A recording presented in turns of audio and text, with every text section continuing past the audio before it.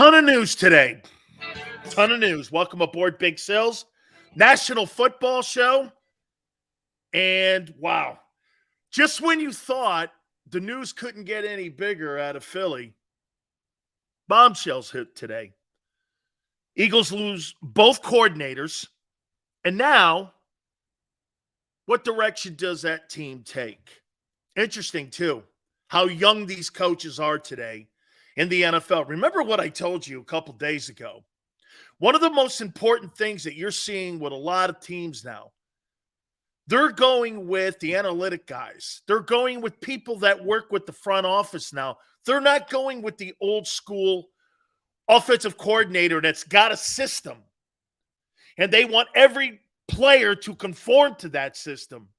They want coaches nowadays that are going to be able to put systems around the talent that they have in the building, which means they want guys who are going to be able to work with personnel departments. Hey, look, and look, the whole thing with Gannon and Steichen, they didn't have a very good Super Bowl. Kyle Shanahan didn't either. And he ended up getting the San Francisco 49er gig. Just remember that, okay? By the way, Gary Cobb, at 4:30 Eastern, Fox 29 Philadelphia will be with us. We'll get his take on all of this as well. I'm going to get to all your takes today here, but I want to throw this at you. We'll talk about the impact of Steichen leaving and also Gannon leaving, but I want to throw this at you. You know, Shane Steichen was 24-6 as the play caller in Philadelphia. He was 24-6. Whatever you think about his knowledge of the game and whatever you think his situational play calling was, he did win 24 or 30 games when he had the main headsets as offensive coordinator on. Okay? That's an impressive record. From the 2-5 start from 2 years ago, Shane Steichen as the OC was 24-6. Okay? 24-6. The most probable situation will be Brian Johnson, the quarterback coach. Remember something here, guys. Howie Roseman hired all of these coaches along with Nick Sirianni for a reason. The Eagles like to elevate from within. And they really don't like to go out of house to bring a new guy in. And I'm for that. I am. It's player comfortable. It's a player being comfortable. You want to keep Jalen as comfortable as possible. Okay? Shane Steichen, again, 26-4. Hey, we could talk about the Super Bowl and how bad it was in the second half. Still, he was pretty awesome. And Jalen got better. You know, I threw this out at the Sports Take, guys, and I'm going to throw this at you here. How about Eric Bieniemy being the new offensive coordinator / head football coach in Philadelphia? Let's take a look at the history here. Do the Eagles like Andy Reid, guys? They hired Doug Peterson. Do they like those kind of guys? Yeah. What's the one area that you still want to see Jalen Hurts getting better at? It's throwing the ball. Not saying he's not improving. It's not a rip. It's about elevating. Remember, Jalen went in the offseason to see Tom House. Why not bring a guy like Eric Bieniemy into the fold here? Look, like I said, I think the no-brainer is Brian Johnson, but I could see Gannon, who was just named the head coach of the Cardinals, Steichen, the head coach of the Indianapolis Colts. I could see Gannon taking Brian Johnson with him to Arizona so that he could turn Kyler Murray around. Bidwells are going to have to outbid, and they're going to have to put an assistant head coaching tag on that because you can't have a lateral move higher. You've got to add something to the job distinction, and that would be assistant head coach. What is the fastest way for Brian Johnson to be a head football coach in the NFL? Stay in Philly or go with Jonathan Gannon? His agent is going to have to figure that out, and the money's going to play a factor here. I think the Bidwills are going to have to outbid Jeffrey Lurie if they're going to keep him in Philadelphia. And I do believe that he stays. But I would entertain Eric Bieniemy. I would. I wouldn't change a damn thing on Jalen Hurts. But for me, I think they want to elevate from within. Personally, I think they're going to elevate the linebacker coach as the defensive coordinator. These are all Howie's guys. Every single one of those assistant coaches are all Howie's guys. Don't be shocked if the linebacker coach is elevated as the DC. What you don't want to have is a whole different change in philosophy. Okay? You don't. Jalen's comfortable with Brian Johnson. Okay? He's comfortable with him. And I could see that playing itself out. Okay? I thought it was kind of an interesting conversation, though, Bieniemy to Philly. He's got to get out of Kansas City. He will never be a head football coach as an offensive coordinator with Patrick Mahomes. He'll never get a job. He will never get a job under the shadow of Andy Reid. He will never get a job. If he wants to be a head coach, he's got to leave that situation. Okay? He's got to. I mean, he's banging his head against the wall in Kansas City. He is. He's not going anywhere. Jonathan Gannon leaving. Jonathan Gannon leaves at the right time because next year you're playing some pretty dynamic quarterbacks. I think Jonathan Gannon was an absolute fraud in Philadelphia, and I think that's the worst hire on the planet. Good luck to you out in Arizona. I think unless he puts great assistant coaches around him, how could he too? Who would he possibly know? Who would he possibly know as such a young guy to bring in to Arizona? I just don't see it. I really don't. I don't see it. And he'll be exposed out there. He's the next Nathaniel Hackett, in my opinion. I've never been impressed with him because you know why? I'll tell you why my criticism of Jonathan Gannon. He never fixed problems in Philadelphia with scheme and with construction of a defense. He changed it with personnel. Okay? He changed it with personnel. He never schematically changed his ways. It was the players that Howie brought in. It was the players that Howie brought in. Okay? It was never something schematically. Like, they never fixed the defensive run game. That's on him. It was never fixed. It was the shitty teams that I said all year the Eagles played. And by the way, they took care of business, but at the end of the day, my friends, he never fixed anything. And when he had to play against an elite quarterback, he was destroyed every single time. To me, this is a media hire.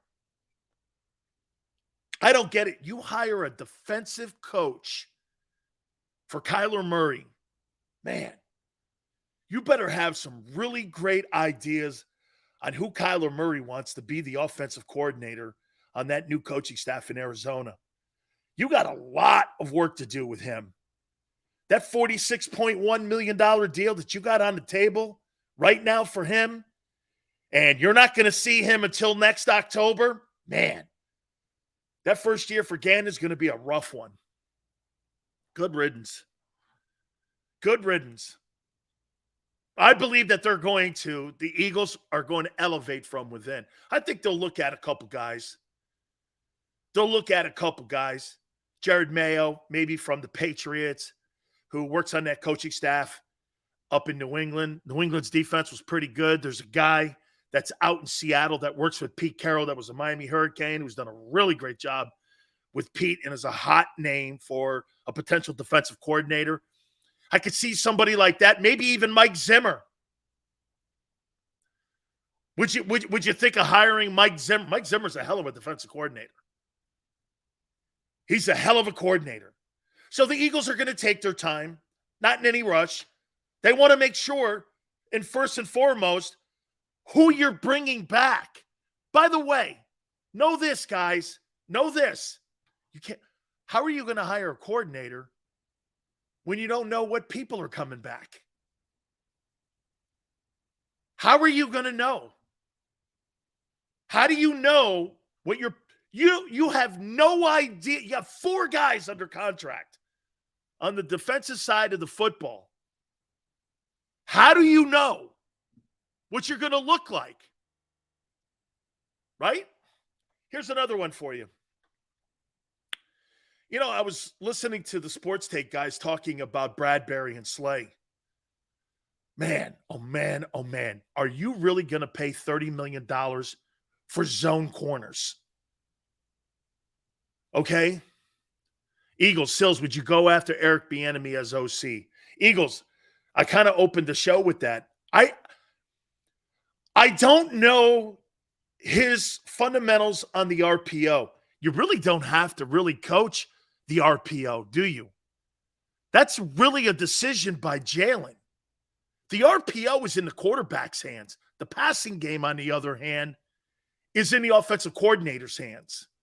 So to me, it's if those guys could work together. Look, the Eagles love Andy Reid guys. They hired Doug Peterson, as I said. Okay? Would Eric would be on an island. He'd be his game and his show.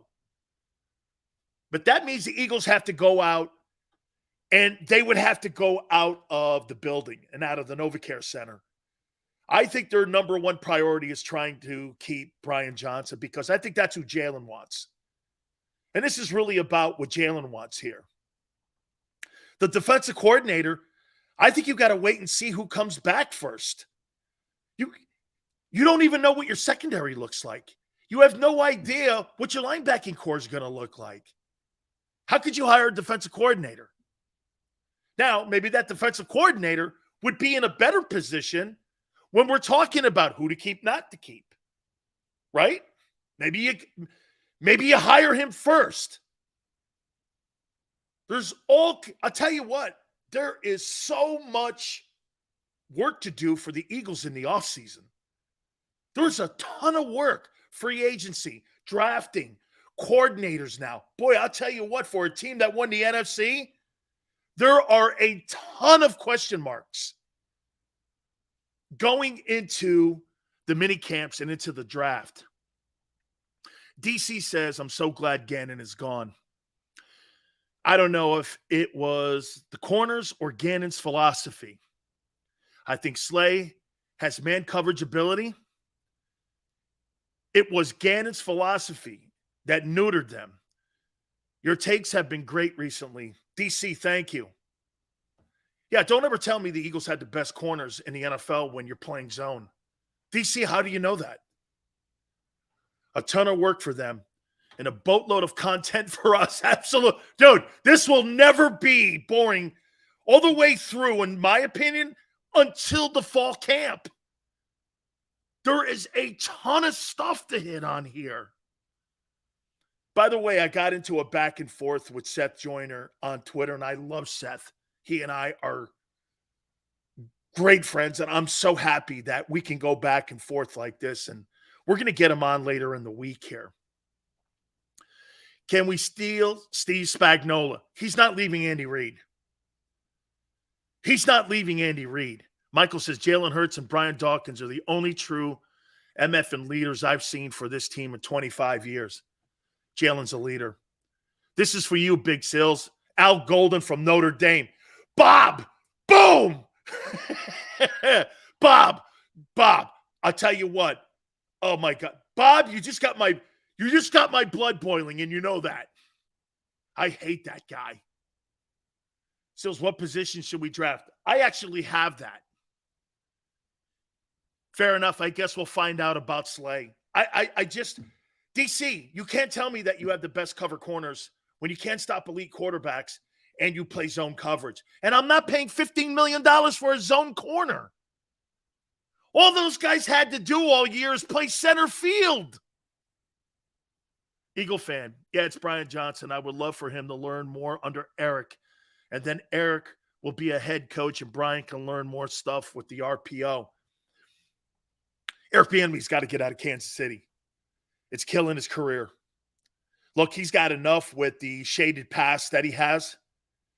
And he's done a great job at deflecting all that stuff. And Andy has put his name on the line for him. So I'm good with that. We all do stupid shit when we're young. You know, he was a very aggressive guy when he was a young player. Okay, I get all that. And he's been a model citizen since. I think he deserves an opportunity, but he's not going to get one as the offensive coordinator with Patrick Mahomes and Andy Reid, two Hall of Fame guys. It's not going to get you a head coaching job. Nobody takes you. You want to know the truth about Eric Bieniemy? Nobody takes him serious. Nobody takes him serious. How does a guy like Shane Steichen get a job and Eric Bieniemy, who now has 2 Super Bowl rings as the offensive coordinator in Kansas City, can't get a sniff? Come on, man. This is not Big Sills' opinion. This is a fact. Nobody takes him serious. Nobody takes him serious. Lovie Smith as the defensive coordinator in Philly.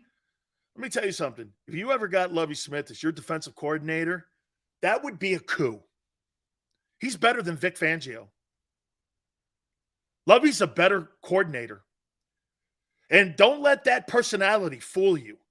This guy was on the same Tony Dungy coaching staff with Mike Tomlin, Herm Edwards, Monty Kiffin. There were so many great coaches on that staff that Tony put together in Tampa. And he was on that coaching staff. Dude, Raheem Morris was on that staff. He's better than Vic Fangio. I love Lovie Smith. And I think Lovie would take the job. But I think the coaching staff that the Eagles are looking at now, they want young analytical guys. I don't think they want the old dudes in the building any longer. Plus, you know what it does? It also gives Howie more autonomy. Lovie Smith's not going to listen to what Howie Roseman says about defensive coverages. A young analytical guy who knows the room is going to. Thank you, Eagle One. I appreciate that. Okay? Sills, any thoughts on Jim Knowles as NFL DC? Not bad. Got a good philosophy. Not quite Jim Johnson. Aggressive at times. He runs his defense from the linebacking core. Eagles are going to need some work at the linebackers in the offseason on what they're going to do. Okay? Lovey would be awesome. And hey, remember something. Don't always go for the big name.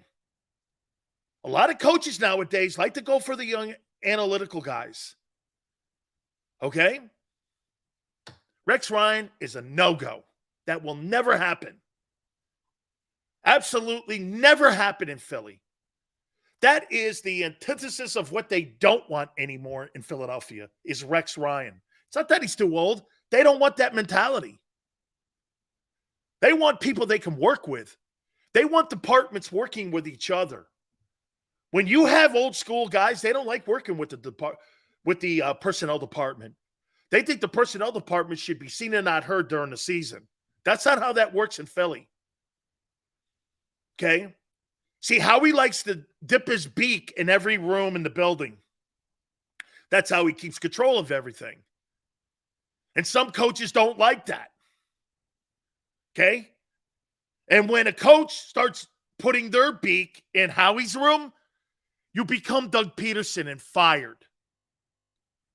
Okay? You become that and fired. Sills, your thoughts on Leftwich? Boy, I love Byron Leftwich. Think he was a scapegoat in Tampa. Byron Leftwich would be a great sign. I think but again, he's worked solely with drop back guys. That's only my hang up I'll tell you this. Like I said, if you're going to hire a guy like Byron Leftwich, you might as well just give the play calling back to Sirianni. Hey, and don't be shocked if that ends up going back to that. If Brian Johnson leaves, don't be shocked if Sirianni doesn't take over the play calling again. And they hire that would lead to a guy like Lovie Smith being hired as DC, where Nick wouldn't have to be looking at both sides of the ball. You hire if you want Nick, if Brian Johnson leaves, I would maybe think that could be the second option is Nick. Remember, he was hired for that. Think the Colts are going to draft an RPO quarterback in the draft? I actually have that. We're going to get to all of this. Say you can't franchise tag a guy with 1 year on his rookie year left. So the franchise tag is not going to work there. Greg Roman is interviewing, I forget with which team, as the offensive coordinator. See, Leftwich has worked with just drop back guys. Brady, Jameis Winston, dudes like that. I mean, does he have any RPO experience? You know what I'm saying? I don't know. And that doesn't mean anything, 215, that Leftwich had a slow release. That doesn't, guy won a Super Bowl with Tom Brady. I don't know. I don't. What's his history at RPOs? Will you do a mock draft? DC, I actually got my first one here today. Dude, stop with the Seth Joyner conversation. The NovaCare Center wants nothing to do with Seth Joyner as defensive coordinator. They may interview him just for respect. But Seth is opinionated, okay? And he would coach you hard. He would coach you hard. Do they want that kind of attitude in the building? I don't know. Okay? Matt Patricia, no way, no thank you. I have no interest in that. Everyone wants Seth, yeah, because it's a nice name and Seth knows the system. He loves the organization. He loves you. He wants great defense. Okay? I just don't see it. I just don't see it. I don't see the NovaCare Center doing something like that because Howie doesn't want to get into a conversation with Seth Joyner on what coverages to play for a respected team. He doesn't want that. He wants a collaborated. Did you not hear? He hired Vic. Let me throw this at you. How do you think Seth Joyner, having a 14-win team, would feel about Howie Roseman hiring Vic Fangio as a consultant for the Super Bowl? How do you think he would respond? How do you guys think he'd respond to that? This will answer your question right now about Seth Joyner, DC. How do you think Seth would have handled that? If all of a sudden Howie walks in and goes, hey, I hired Vic Fangio, gave him $200,000 to be a consultant for the Super Bowl. Would you think Seth would quit? Seth Joyner would quit. Steichen will draft Richardson. He's talking to kid from Florida for the RPO like Hurts. Maybe. That's a little high, though, on that pick, in my opinion. Okay? That's a little high. Yeah, Seth Joyner and the general manager might go into a fist fight. That's not something Howie wants. That answers your question. Howie Roseman brought Vic Fangio in, not Nick Sirianni. And so remember, the general manager is going to dip his beak in the coaching staff. That's why Seth can never be the defensive coordinator, because he wouldn't tolerate that. How about this? Let me put it here this way to you. Do you think Buddy Ryan would accept the owner of the team and the general manager of the team bringing in a consultant for the Super Bowl? Do you think Buddy Ryan would welcome that or not? Do you think? And by the way, Gannon had the numbers to go, I have the number one defense in the NFC, and you're bringing a consultant in? Yeah, we just want extra voices, and we want to get an extra opinion. Okay? It's not happening. Would you think they would trade for a star cornerback? I've got that also.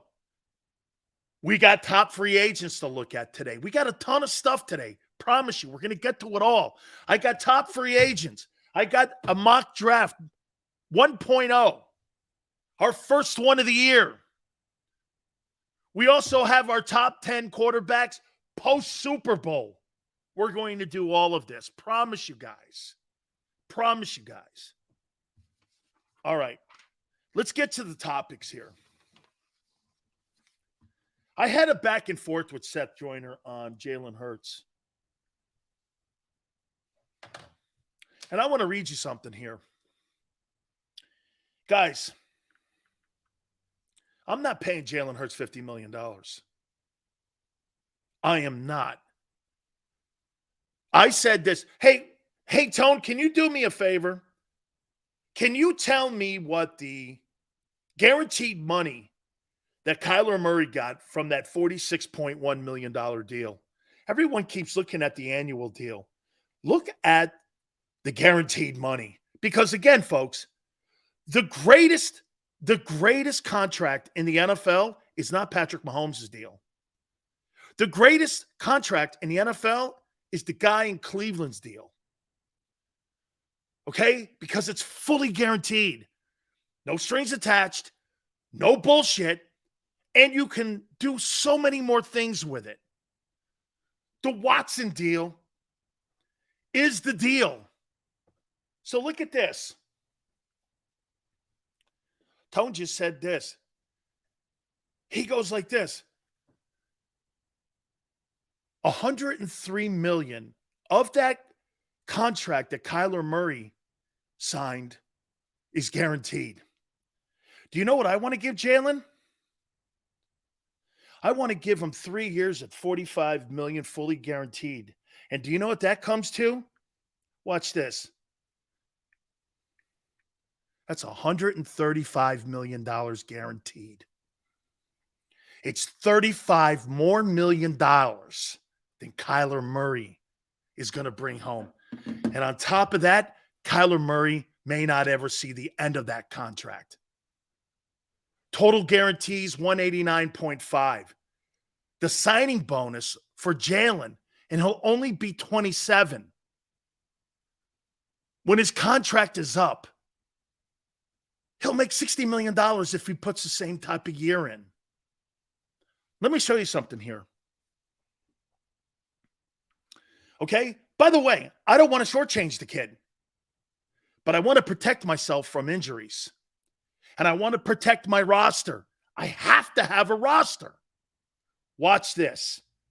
You tell me if any of these contracts, and I posted this on my Twitter page. Guys, I don't want to shortchange Jalen. I'm not trying to be cheesy with him. But he's not Joe Burrow. He's not Patrick Mahomes. Here's the contracts. I want to show you guys something. Top quarterback cap hits on your roster every year. Ryan Tannehill, 38.6. How'd that deal work out for Tennessee? F. Patrick Mahomes, 35.8, A+. Kirk Cousins, 31.4. How's that worked? Put a lot of stats up in numbers. No significant wins. D. Jared Goff on his second team, 31.5. D. Aaron Rodgers, 28.5 on your cap hit. They had their first losing season in quite some time. Why? Couldn't keep Devontae Adams. Carson Wentz, 28.3 on Washington's cap. F. Lamar Jackson, 23.0. D. You know why? Can't finish the year. Dak Prescott, 20.7 on your cap hit. D. Has never won a significant game. Sam Darnold, 19.9. F. Derek Carr, 20.4 on your cap hit. F. They're cutting him today. Matt Ryan, 19.7 on the Colts, cap hit. F. Russell Wilson, 18.6 on your cap hit. D. Why in the world would you want to go down this road again and have a lesser roster? The 49ers got to an NFC Championship game with Brock freaking Purdy. The point is, I don't want to cheeseball Jalen. I do not. But I'm not going nuts on a contract extension that's going to be 5-6 years like Seth wants. Absolutely not. You can't build a roster. The Cowboys are going to be lesser of a team, even more so next year. You can't, and the cap only went up $16 million, which means the cap will probably go up $18 million next year. We're not talking about significant enough hits to where the cap's going to go up where you're going to be able to keep everyone. What happens when Devontae Smith's contract's up? You're not keeping Devontae Smith and A.J. Brown at $25 million. If Devontae continues the progression he's on, he's going to command 20. There's not a team in the league with two $20 million wideouts and a $50 million quarterback. Not one. Shit, there's barely any teams with a $45 million quarterback and a $20 million wideout. Cooper Kupp took less money. No, Joseph. You see, Joseph goes, so you let Jalen walk? Absolutely not.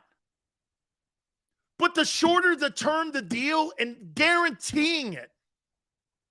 Jalen's 24 right now. You give him a 3-year fully guaranteed contract where he gets $135 million guaranteed. He's 27. Wouldn't you rather restructure your contract and redo your contract every 3 years? You're going to make more money. The Patrick Mahomes deal, dude, he's set. It's like a mortgage on a house. His interest rate is set for the next 10 years. If Jalen can give the team a hometown discount on the years, folks, not the money. I'm not trying to cheeseball him on the money. But on the years, that's the discount. Or let him play his rookie year out. To me, that's an insult. That's an insult. If you let Hurts and you say to Jalen, we're going to play this out. Boy, I'll tell you what, man. That conversation next year in 24, before March 12th, it won't be a little bit hot. And then we're talking about that kind of conversation where you have to overpay a guy. Everything you do in the offseason has to start with Hurts first. This has to start with Hurts. Free agency, your draft, everything, your assistant coaches, all has to start with Hurts. I know you think Howie Roseman is some sort of like magician, but he's got free agency, Hurts, draft, assistant coaches, his own staff being purged potentially. You got two assistant coaches that have been elevated to head coaches. Half that roster of coaches in Philadelphia will be wiped out.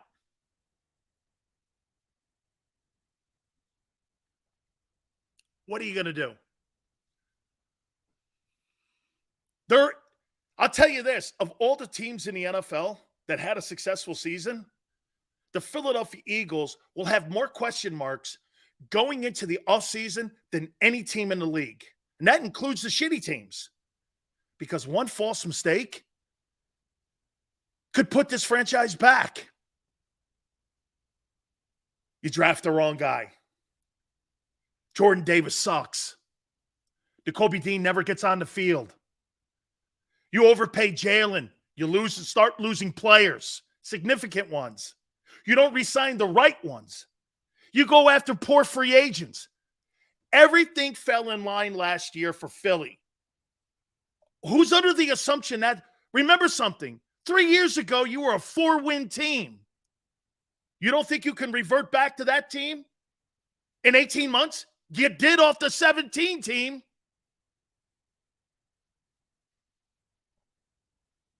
Lots of work to do.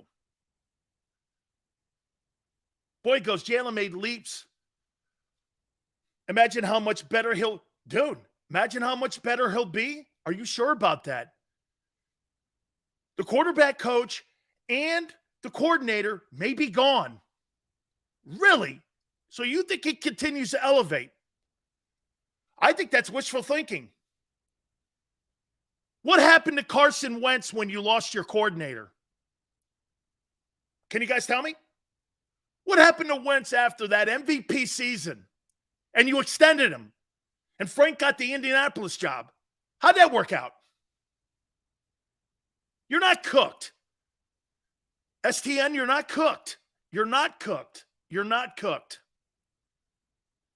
You have to be strategically smart here. Okay? Chris goes, he got injured. No, he was extended. Wentz was extended. That's what he was. They gave Carson Wentz the extension, which turned out to be a disaster. That's the first, before the injury. He was extended. No, Ty, he was extended. They prematurely extended him. Jalen is different. You have no context for that. You have no context where anybody in the NFL, you have zero context for dual threat with that. He does not have a high ceiling. I have all the context I need. It's safe for both. I'm giving Jalen Hurts, I'm not doing this. Here's 45 per 90 guaranteed. I'm giving you the full contract guaranteed at $135 million. With the ability to extend it. What do the Eagles need to do to get back to? I'm going to get to all of this. I'll tell you what I would do too. I'll tell you exactly what I would do. If Jalen Hurts continues his progress, I sign him to a 3-year fully guaranteed deal, and I keep adding years on. Here's another 50. Here's 50. Here's 52. Here's 53. Jalen Hurts could be making guaranteed money for the next 5 years.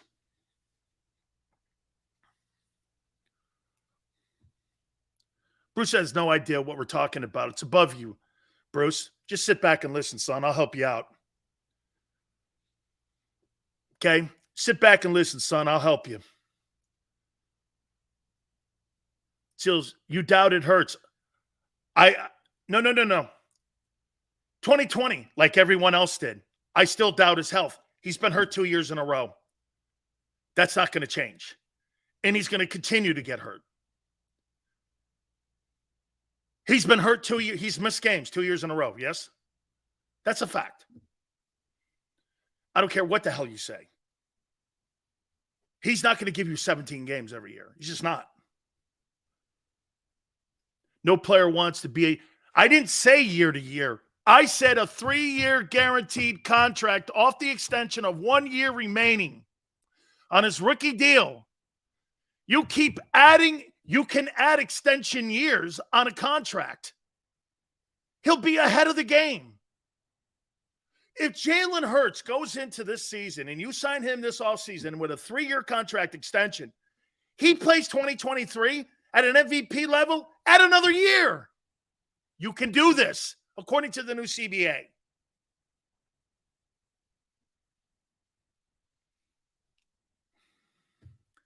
I don't want to. Hey, Chris, Shane can't tag him once he's over 45. The tag's 33. You can't tag him with a year remaining on his rookie contract. Mr. Rudy Poe's not my. Get this. See, this guy right here wants to pay Jalen Hurts $50 million over 5 years. And I got to the NFC Championship game with Brock Purdy.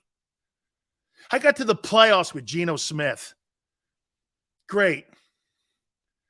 Now you give Jalen lesser talent around him because you're paying him more. You're never going to be the same.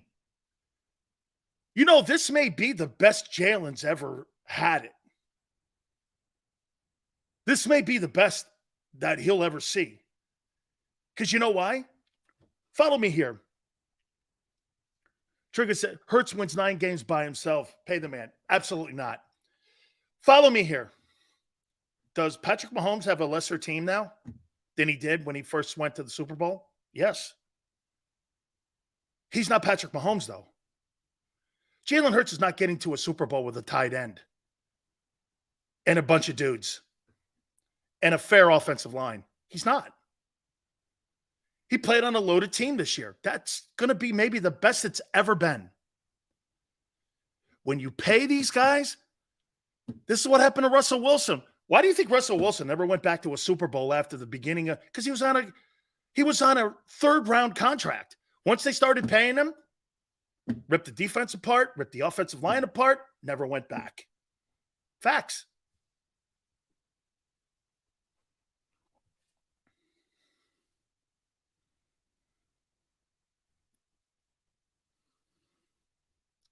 Okay? Sills wants every quarterback to get paid except Hurts. Dude, okay, David. When Joe Burrow takes $51 million in Cincinnati, you could say goodbye to that entire offense. Because when Jamar Chase's contract is up, he's going to command $25 million. He ain't going to be in Cincinnati. They're going to choose between Jamar Chase and Joe Burrow, and they're going to stick with Joe Burrow. And they're going to stick with the lesser of the 2 wide receivers, T. Higgins, because he's not a $25 million guy. So they're going to stick with Higgins. Mixon probably will be on the team, maybe. But if I'm Cincinnati, I got to retool that offensive line still because I got to keep a. What's the sense of having a $51 million quarterback when you have a $2 old line? Hey, you got fancy wide receivers, and I got a $2 old line. It's not going to work. Cincinnati's in the same shit that Philly's in. It's not that. They're in the same position. By the way, another prediction. Stephon Diggs will not be a Buffalo Bill this year. Because that $45 million contract with Josh Allen kicks in, $25 million you're paying Diggs, see him. He'll be gone. This is the way the league works. You got 17 free agents. And you want to pay the quarterback $50 million, you can't have it both ways. The league doesn't allow that. Howie will work his magic. No, he won't. Howie worked his magic this year because the quarterback made $1.3 million. It's not magic. It's called adding. Howie Roseman didn't work any magic this year. He knows how to add.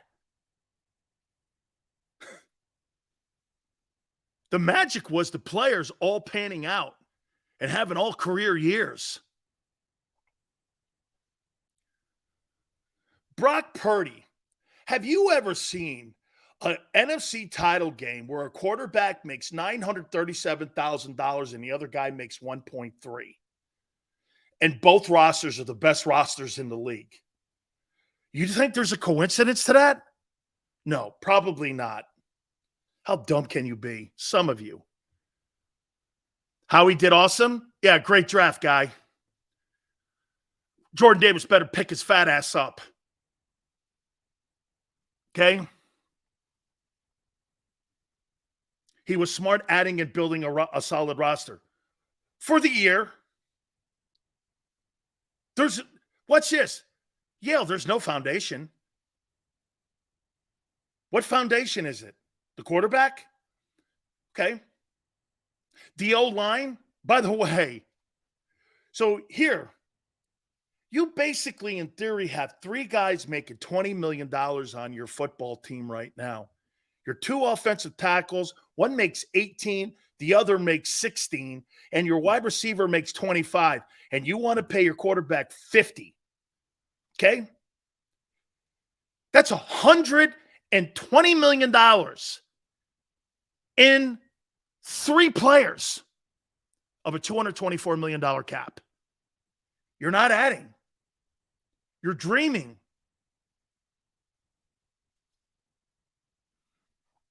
Three players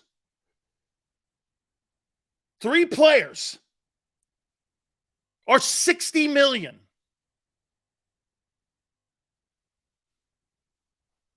Three.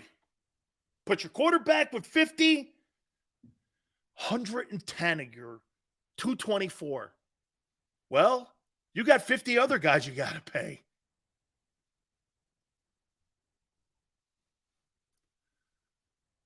Look at that. Hassan gets 15. Tight end gets 12.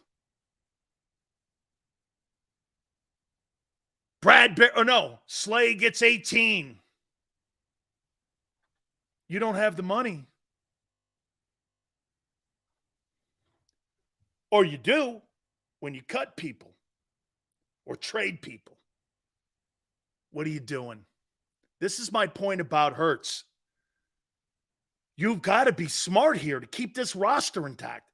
The 49ers are in better shape than you. You know why? As bad as that situation, watch this. You know why the 49ers are in better shape than you? As bad as that situation looks at quarterback, they're not paying anybody. Jimmy G is gone. You got Trey Lance on a rookie contract. You got Purdy on a rookie contract. They'll probably draft another rookie, and they can extend Nick Bosa. They can keep Debo. They can keep Christian McCaffrey. They can keep Fred Warner. They can keep Hufanga. They can keep all those guys. Trent Williams. They got to the NFC title game with a guy making less money than Zach Pascal. Okay? 7 years, that quarterback position has hampered that franchise.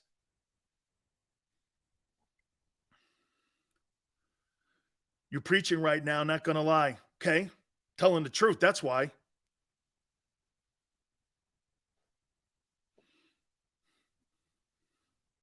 Just saying, listen, I'm not trying to shortchange Jalen Hurts. I'm trying to work with, why won't you work with him? Some of you people want him to take less money. I don't. I'm trying to get the kid paid and keep him in Philly with the best roster he can have around him, and you don't want to. Why? You want to be Dak and the Cowboys? Or do you want to be a contender every year? You're not going to be a contender if you all of a sudden dump all your money into the quarterback. I proved it to you. It doesn't work. Oh, yeah, if you have Mahomes and Andy Reid. And the Eagles don't. See, right here, 486 goes, Jalen will evolve into a pocket passer. That is such ass-backwards thinking. You want to pay a guy $51 million and still evolving. When you pay a guy that money, he's already had to have evolved.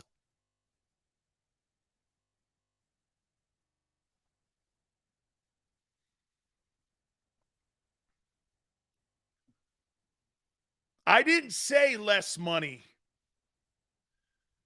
I am not going to hamper the roster with an RPO quarterback who's going to continue to get hurt. Facts. But I'm not going to insult him by not paying him market value. What is wrong with me sitting here wanting me to have a working relationship with a business partner? Jalen, we want to pay you the money. You're our guy, but we want you to have the best roster you can possibly have. So here's what we're going to do. We're going to give you 3 years on a guaranteed $47 million contract. We're going to pay you $140 million of it right up front. Give it all to you. Give every cent of it to you. And by the way, so you know, the owner here, if you want to put it in writing, if you hit particular numbers, we'll add additional years every year. Let me ask you guys something here. I talked to Lee Steinberg about the Patrick Mahomes deal. Let me ask you something here. You know, a couple of years back, Warren Moon had a deal. He was never the highest paid. Get this, he was never the highest paid player in the history of the league. But you know what he had built into his contract? He was never going to be paid lower than the third player in the league at quarterback. Do you know Warren Moon had his contract renewed every year and redone every year? When Elway got a new contract, Moon got a new contract. When Joe Montana got a new deal, Warren Moon got a new deal. When Elway got a new deal, Warren Moon got a new deal.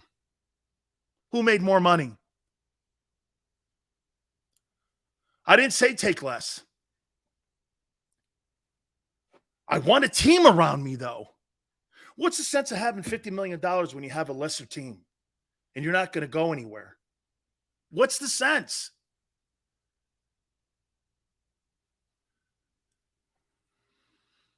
What's the sense? Again, I'm not talking paying them less. I'm talking you guys want a hometown discount. Some of you keep, and we said it all year, a lot of you guys brought this in. Sills, you think he'll take less money to play in Philly? How about less years? But give him market value money. Seth goes, why would he take less years than Burrow? Because Jalen wants to win. Brady took less. But I'm not talking about less base. Jalen needs a team. He's on a stacked team. If you pay him what some of you want, he'll never have a team around him like he had this year in his career again, ever. Russell Wilson never did. Aaron Rodgers doesn't now. Shit. Go down the list of these guys. Shit, Patrick Mahomes doesn't. I'm not doing 2 years. That's too insulting. 3 years fully guaranteed, $140 million. Aaron Rodgers couldn't win at high money. Hurts won't be able to pull it off being a pocket passer. Does everyone think that Hurts is a better passer? Aaron Rodgers is one of the greatest arms in the history of the league. He's not Aaron Rodgers. Okay? He's not. He's not Aaron Rodgers. He'll never be Aaron Rodgers. That's dumb thinking. Not you.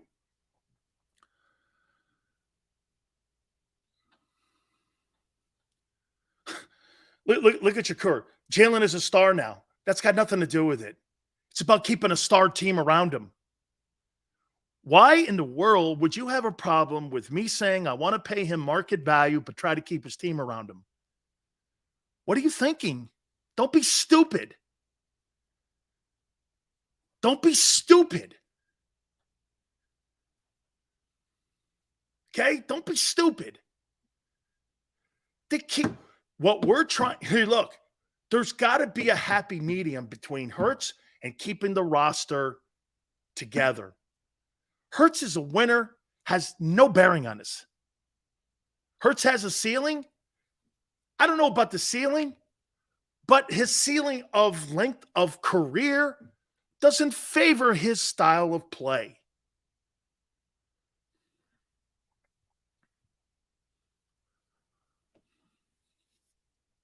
Mr. Credit says, Sills, your off is really close to what I said. 3 years, 150. I think they will push for an extra $9 million because it's a short contract.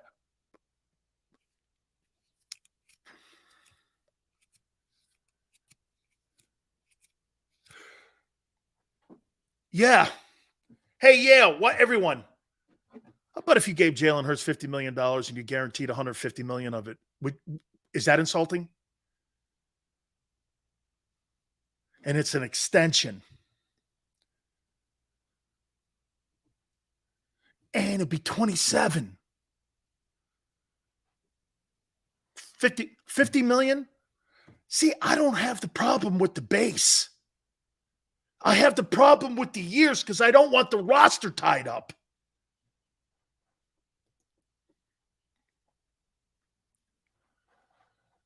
Tone goes, you're not saying anything wrong. It's not a bad idea to structure Hurts' deal that way. Some people just want to disagree with you, Big Sills. 50 million? My problem's not the base, it's the length. Rodgers is the example that might get through to crazy Philly homers. I'm a Philly all the way, but realistic. 41, great.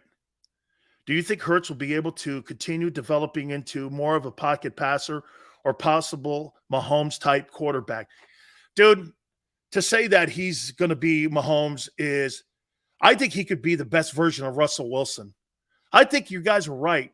I think he's developing into that early Russell Wilson where Russell was winning games and he was smart. Remember Russell sliding right, hitting the right guys, but he had a good team around him. He had Marshawn Lynch behind him. He had a good old line. He had a phenomenal defense. Then when they started paying him, they had to start pulling players off the roster. That's when his Jalen Hurts' development will start going the other way, the same way Russell Wilson's development went. He's an RPO guy. What you see in Denver is what you'll get. Russell Wilson was going like this when they paid him.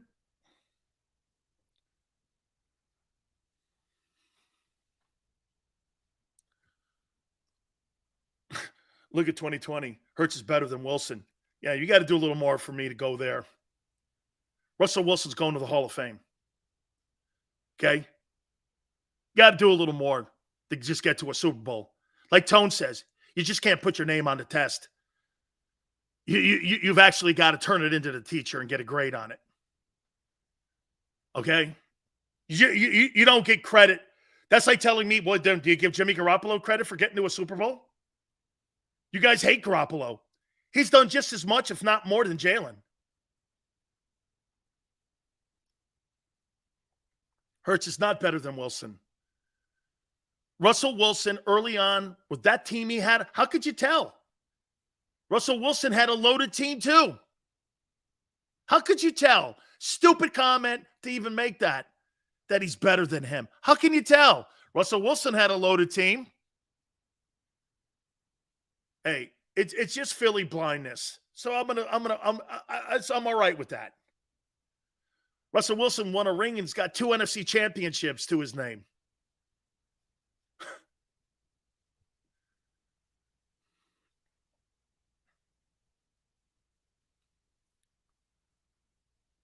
Look at this guy.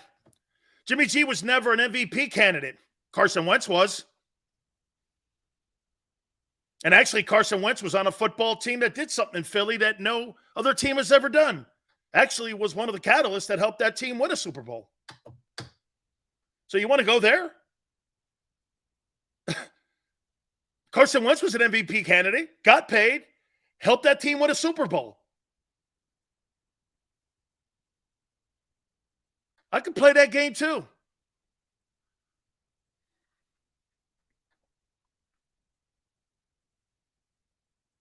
Philly blindness. Wow. Well, you were blind all year on that shitbag defense you thought was the top defense in the NFL. Wilson needed a historic defense. Well, you needed a historic roster to get there.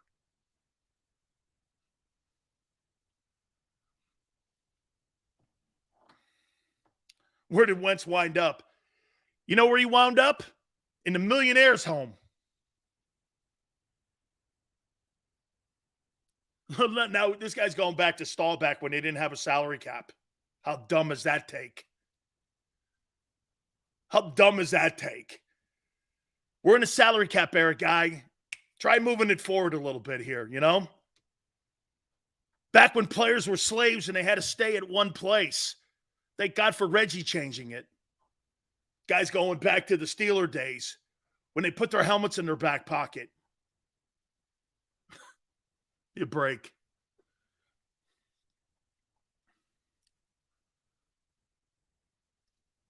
We shall see. Hey, by the way, let's say this. You think they do this to Hurts? You think they address it? Or do you think they let him play into his last year? And here's something else to think about.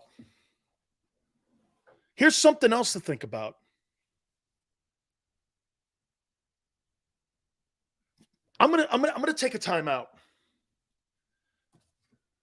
I'm gonna write this down here for a second.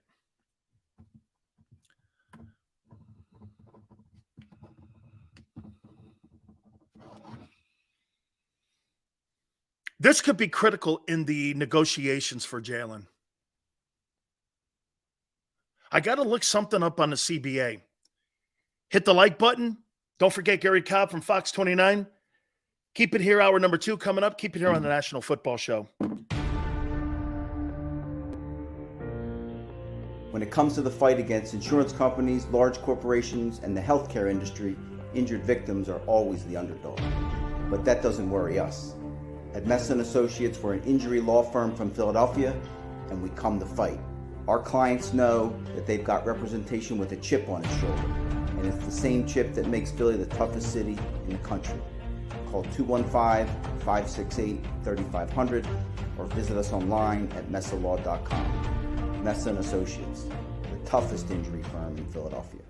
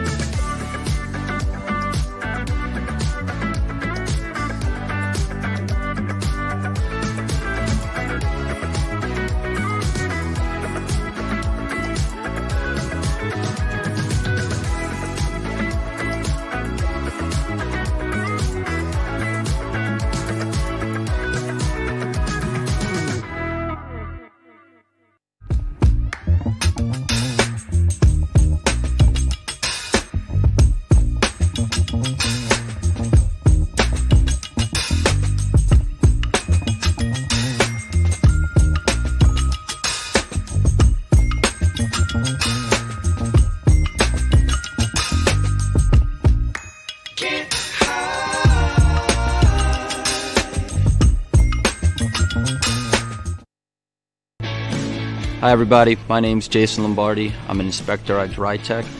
At DryTech we offer 3 major services, the first one being basement waterproofing, the second service we offer is foundation and structural repairs, and then the third service that we offer is mold remediation. If you feel you are having a waterproofing issue, give DryTech a call or check us out online.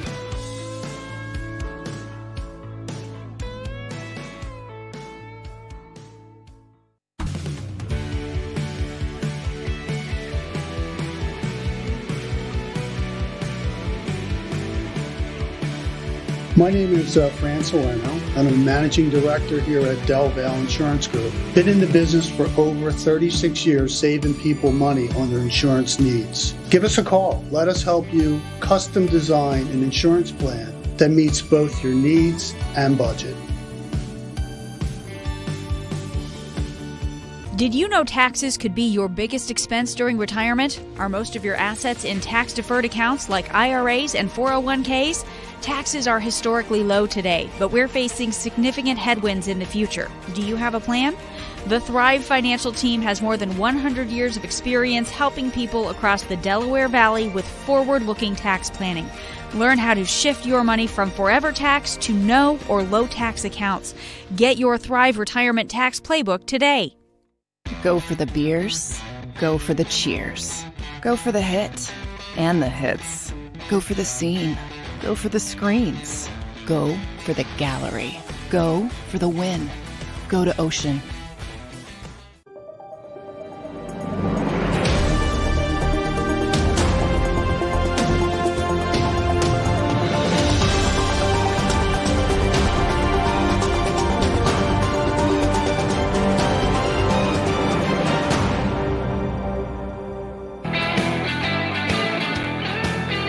Big Show National Football Show. Appreciate you coming aboard. Jonathan Gannon leaving, no big loss. Next guy they hire, though, in my opinion, is going to be somebody just like that. Now, they can't really do anything until they know the personnel they're bringing back. Remember something. Howie is going to hire a coach to his personnel and his roster.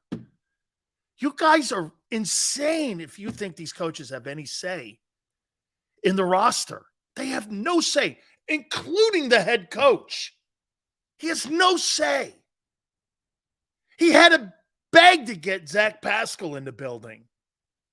Howie is going to hire a coach like he hired Sirianni, like he hired Steichen, and like he hired Gannon. You know why? That's the way you keep control of the roster.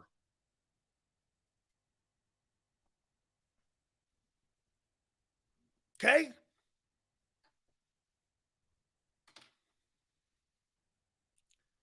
Here's something that I would say to you about Jalen Hurts. And the number one priority has got to be get this off the table. And everything else is easier for you. Okay? Everything else is easier for you.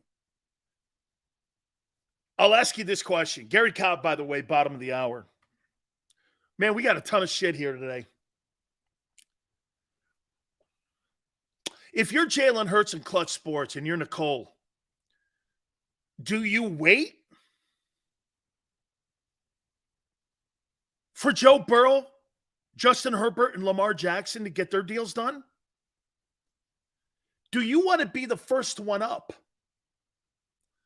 As a player, don't you want the other people to set the market because they think lesser of you than those other three guys?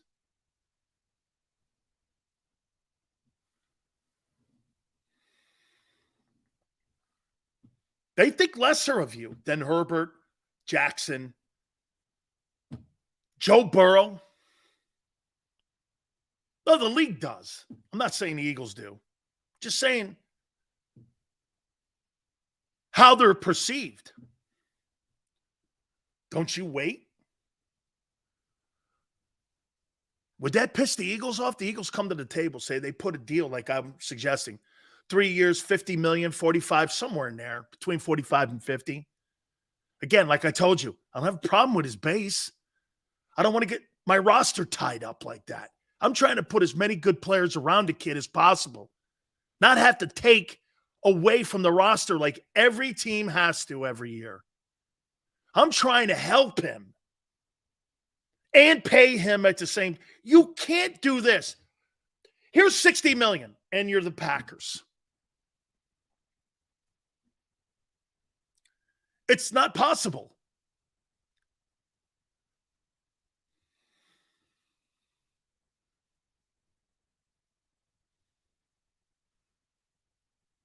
Do you wait? I looked at the CBA here, and they could pay him on the extension. Okay? They could pay him on the extension here. Let me look one more stat up here on that CBA here. One last. Okay.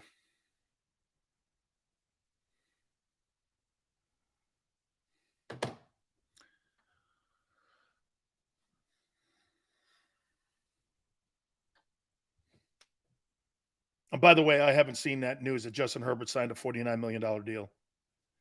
I see it as a rumor.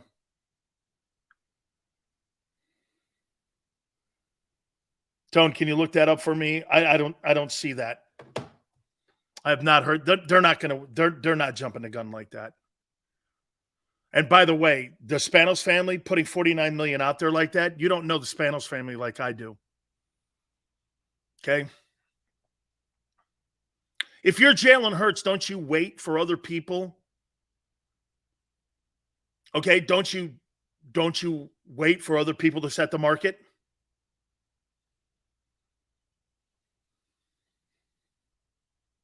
Okay?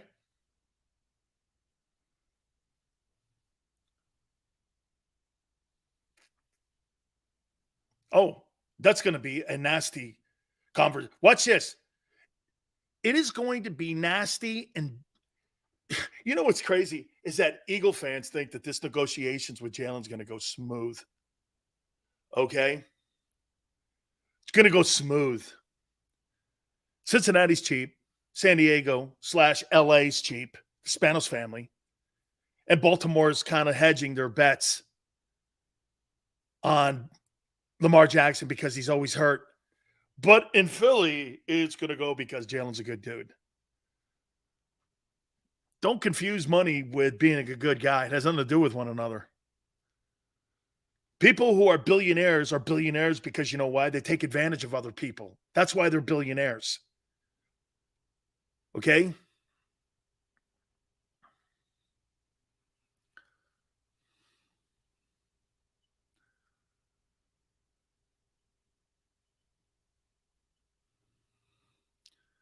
I'm just telling you, that is not going to go down like you think. Okay? It's not. Let me address one thing that we did, and I'm going to ask Gary Cobb this at the bottom of the hour. What do you think? Who's going to have more? You don't know what you're getting back. You don't know who's coming back. The Eagles don't have a roster right now. Let's see something here. The Eagle roster. Both corners are in question. Safety's in question. Both linebackers are in question. 2 DTs are in question. 7 of your 11 starters are in question. And you have a roster coming back? So let me, and the running back's gone. The right guard's gone. So 1, 2, 3, 4, 5, 6, 7, 8. You got 10 starters of your 22 gone. Yeah, that's some benchmark for a team. Howie built a 1-year team.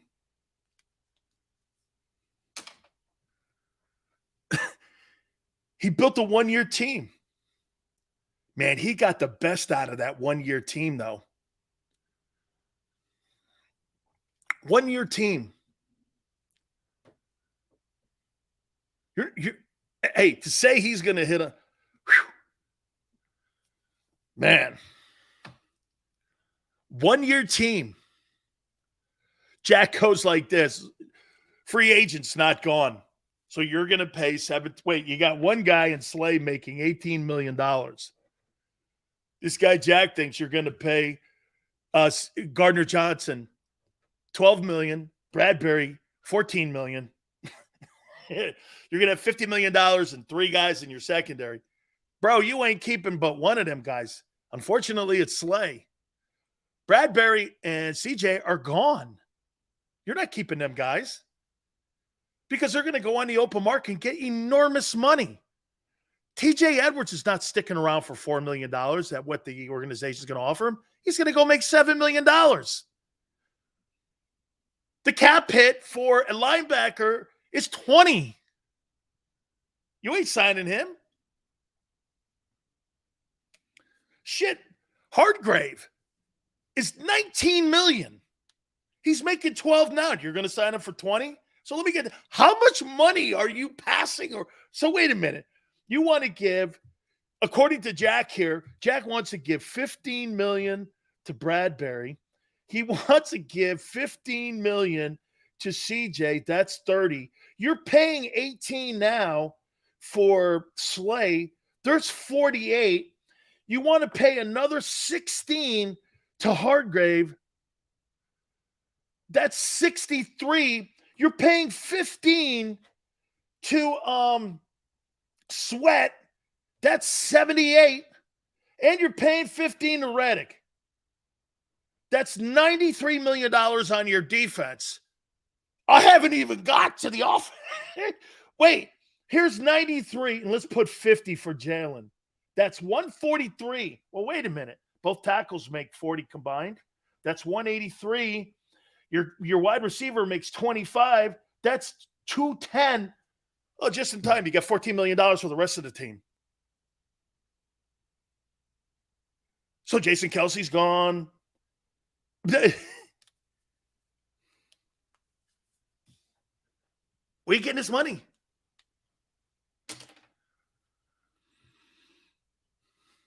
Where are you getting this money from? Here. Look at what and how great Mahomes is.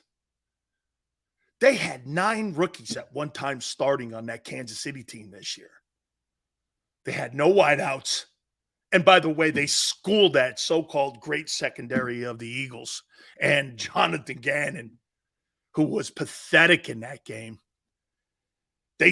Juju Smith-Schuster schooled you. And the other dudes schooled you. Ali's trainer, Freddie Pacheco, schooled you. But why could they do that? Can you imagine if you're Tyreek Hill right now? Damn, they won the Super Bowl without me. Shit. How important were you, kid? Not very. Because the quarterback is the dude. And the play caller, too. Can you imagine Tyreek Hill sitting in Miami going, shit, they won the thing without me. They won the thing without me. Damn. Couldn't have been that important. Couldn't have been that important. And Miami paid him $25 million. Look at what the Chiefs got off the hook with. They saved $25 million, and they won the Super Bowl because the quarterback is a transcendent player. Bang. You better hope your guy's that guy. You better hope you can lose A.J. Smith, Devontae. Let's see. Well, he only has really a tight end.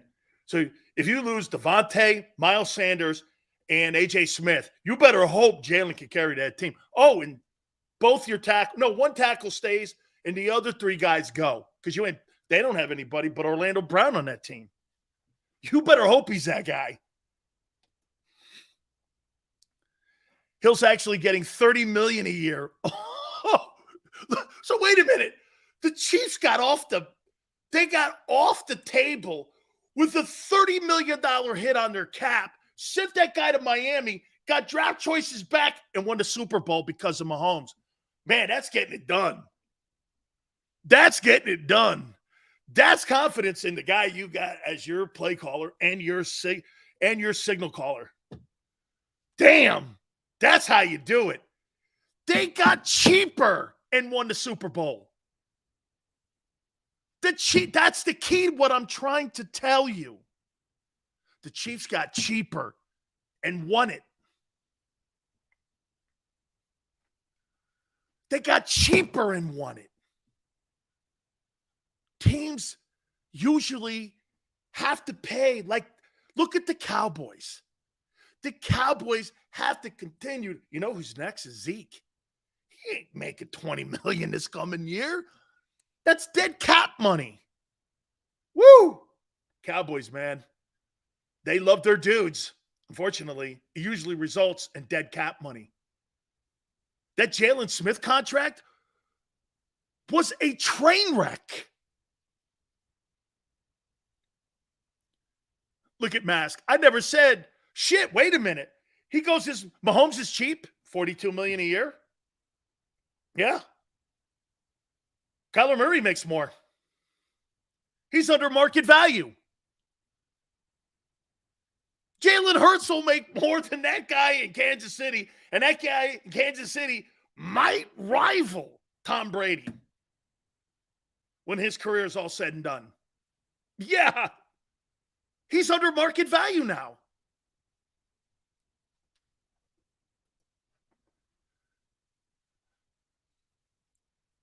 $45 million is his average. He's under market value. Mahomes, when he signed that contract, everyone went, man, $500 million, 10 years. Lee Steinberg told those guys in Kansas City, Clark Hunt, this will be a deal in 3 years. And here's the payoff. You send a $30 million wide receiver to Miami, and you got draft choices so you can continue to build a team around the guy. That's what I'm saying here. But some of you got shit in your ears, and you can't hear it. You know how many off-ramps Lee Steinberg put in that thing where he renegotiates his contract? A lot of that shit's also built into incentives in the contract. It's a team-friendly deal. He's under market value now. Patrick Mahomes is under market value. He just won the Super Bowl MVP and broke the single-season passing record, and he's under market value. And he's happy with it. But you want to pay him that? He ain't that guy. You could never take A.J. Brown and Devontae Smith and Miles Sanders and 2 O-linemen off that team and tell me Jalen Hurts gets that team back to the Super Bowl. That's why I say, unless you work with this is the best it's ever going to be. And I'm not saying that Jalen won't get better. I'm saying the team around him won't.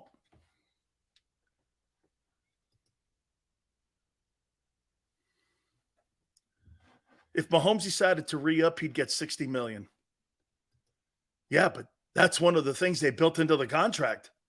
This thing's like a house mortgage now. This thing's like a home mortgage. His interest rate's set. This guy's under market value. And he delivered one of the greatest years in NFL history. And he's under market value. That's a deal. And you send Tyreek Hill to Miami for draft choices, and you don't have to pay him $30 million. Do you know the gonads that takes to look at Patrick Mahomes? Do you know the gonads that takes to look at Patrick Mahomes and goes, we're going to be better off without him? So when Veach and Andy sat down with Mahomes, dude, Kyler Murray, man, now they want to get rid of DeAndre Hopkins and you want to take Tyreek Hill away. I mean, how are we going to win? I got you. I got you. And he did. Whew. So let me get this right before I bring Gary Cobb in. Patrick Mahomes right now is under market value at $45 million. They send Tyreek Hill to Miami so they don't have to pay him $30, and they win the Super Bowl without him. They had 9 rookies on that team this year at one point or another starting. They got 2 corners that were rookies. And I'll say this to you too. That Jonathan Gannon, so you keep telling me you have the best cornerbacks in the league. So you're going to pay $30 million for Bradbury and for Slay to play zone coverage. Hey, that ain't worth it to me. That ain't worth it. They're not lockdown corners, man. Mahomes showed you. They beat you with Juju Smith-Schuster.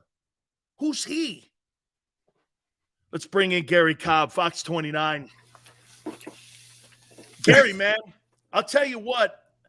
This one's got to hurt for Eagle fans because I thought they had this thing in the first half. That's right. In the second half, that was what you and I used to call somebody taking somebody to the woodshed and showing what coaching is, what dominating is. Let me hear your takeaways from Super Bowl 57. Well, I'll tell you, I was very disappointed with the fact that offensively, they really put the whole game on Jalen. I mean, they became a team that's throwing the ball every play. They really didn't get the running game going. Come on. The reason that they won those first 2 games, the playoff games, so dominantly is they ran the ball down the other team's throat. Now, they never got it going. Some of that, I got to say, is, the line. They did not dominate. They did not dominate, the Kansas City defensive line. They were getting penetration, making plays in the backfield. And, it got them away where I thought they really just got away from any type of a running game. And as I said, they put the whole game on Jalen Hurts' back. Now, if you'd have came and said, Jalen Hurts is going to throw for 300 yards, I say, you know what? I'm going to get ready for the parade, and I know what I'm going to wear to the parade. I got to think about what Gary, he was spectacular outside of the fumble. Yeah, that's right. Outside of the fumble. Now, that was a big play and everything. But he played well enough, I think, to make up for that. If you're just talking about his game, to make it a win. But they didn't get the running game going, man. No running game. Come on. You let Kansas City run the ball better than they did. Kansas City ran the ball better. And, I thought, of course, something that had been haunting them all year, we didn't know when it was going to get them. It wound up getting them in their last game. That's the dog on special teams. Because if anything is true, the Eagles special teams are not special, okay? They did not get it done. And of all the time, because most of the time when they went out there, he says, just get off the field without giving up a touchdown or something, Just get the special teams off the field. And unfortunately, that run back was at the worst time, that they could do it. And that really, that was a crusher. But the big thing, though, is there are no excuses. They didn't get their running game going in the second half. Come on. They get the running game going. You got a 10-point lead. You're supposed to make Mahomes sit over there. But I had told you that you don't want to give him the ball with the game on the line. You don't want to do that. And ultimately, that's what they did. And it cost them. And it's something that's you hate to see. I got some of the guys talking about the field and everything. Look, I don't want to hear about the field. They played on the same field. I think that, you like to have, you don't want guys slipping. I don't know what they did. I mean, you got everybody slipping, but you play on the same field. That's the thing. So you cannot really, you look at the Kansas City Chiefs. I mean, they got guys that are supposed to be weapons, and they played on the same field. So you can't go into that. But I thought both offensive and defensive lines, major disappointments in these games.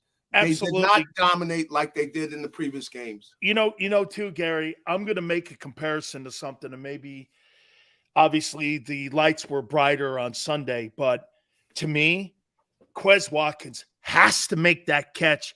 And I look at that like Alshon Jeffries in that New Orleans playoff game to get to the NFC title game when Foles threw him. You've got – Jalen didn't hit him in the hand. Yeah. He hit him in both hands. Yeah. You've got to make that catch. Well, I'll tell you about Quez Watkins. If you had told me, if the ball's in Quez Watkins' hands, do I think you're going to win? No. The guy, he said he didn't play up. Come on. Dude, you got to go see the odds. I mean, you need to go. Don't pass, go directly and see the odds, because you got to get tougher than that, man. You got to get where you got more courage than that. And maybe what you're doing is you got stuff going on in your head. You see yourself doing bad stuff. Look, you got to get that out of your head, man. You got to be confident. You're playing on a team here. They ask you to do one or two things, and come on. You got to be more confident in that. But he does not play with a lot of confidence, man. Gary, he's got to make that catch. But let me throw this one at you too. Yeah. I thought what they did for adjustments in the second half that confused the Eagles secondary.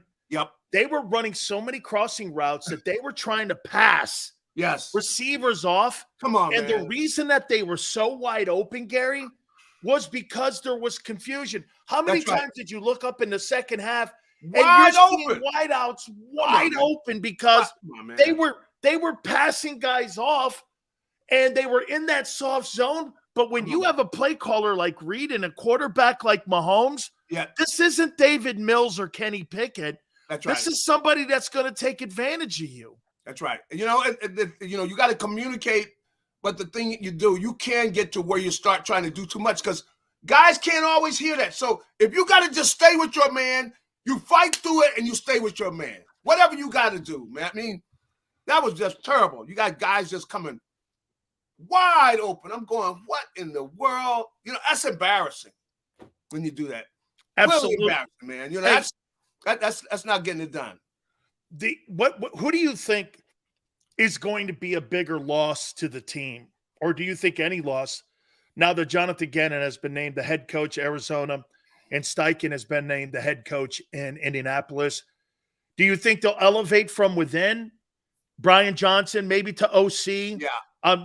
There's a thought that Gannon might take him to Arizona with him as assistant head coach and offensive coordinator and a bump in pay. So, I mean, well, I got a feeling, Gary, that the coaching staff may have to also have an overhaul, just like the roster, because two assistants got head coaching jobs. I understand. But what you got to do is you got to hang on to as many of your – well, you got to pick up – you're not going to hang on to everybody. You got to pick your defensive and offensive coordinator, and you got to say, what do I need to do to keep this guy? If that's who you really believe in, you give them the promotion, you give them whatever, and you give them the money, and you give them the title, and you keep, and there probably maybe 3-4 guys you got to say, I got to keep these guys. He's got to identify those guys right away because you can't lose everybody. That's not something you want, but they probably want to promote these guys from within.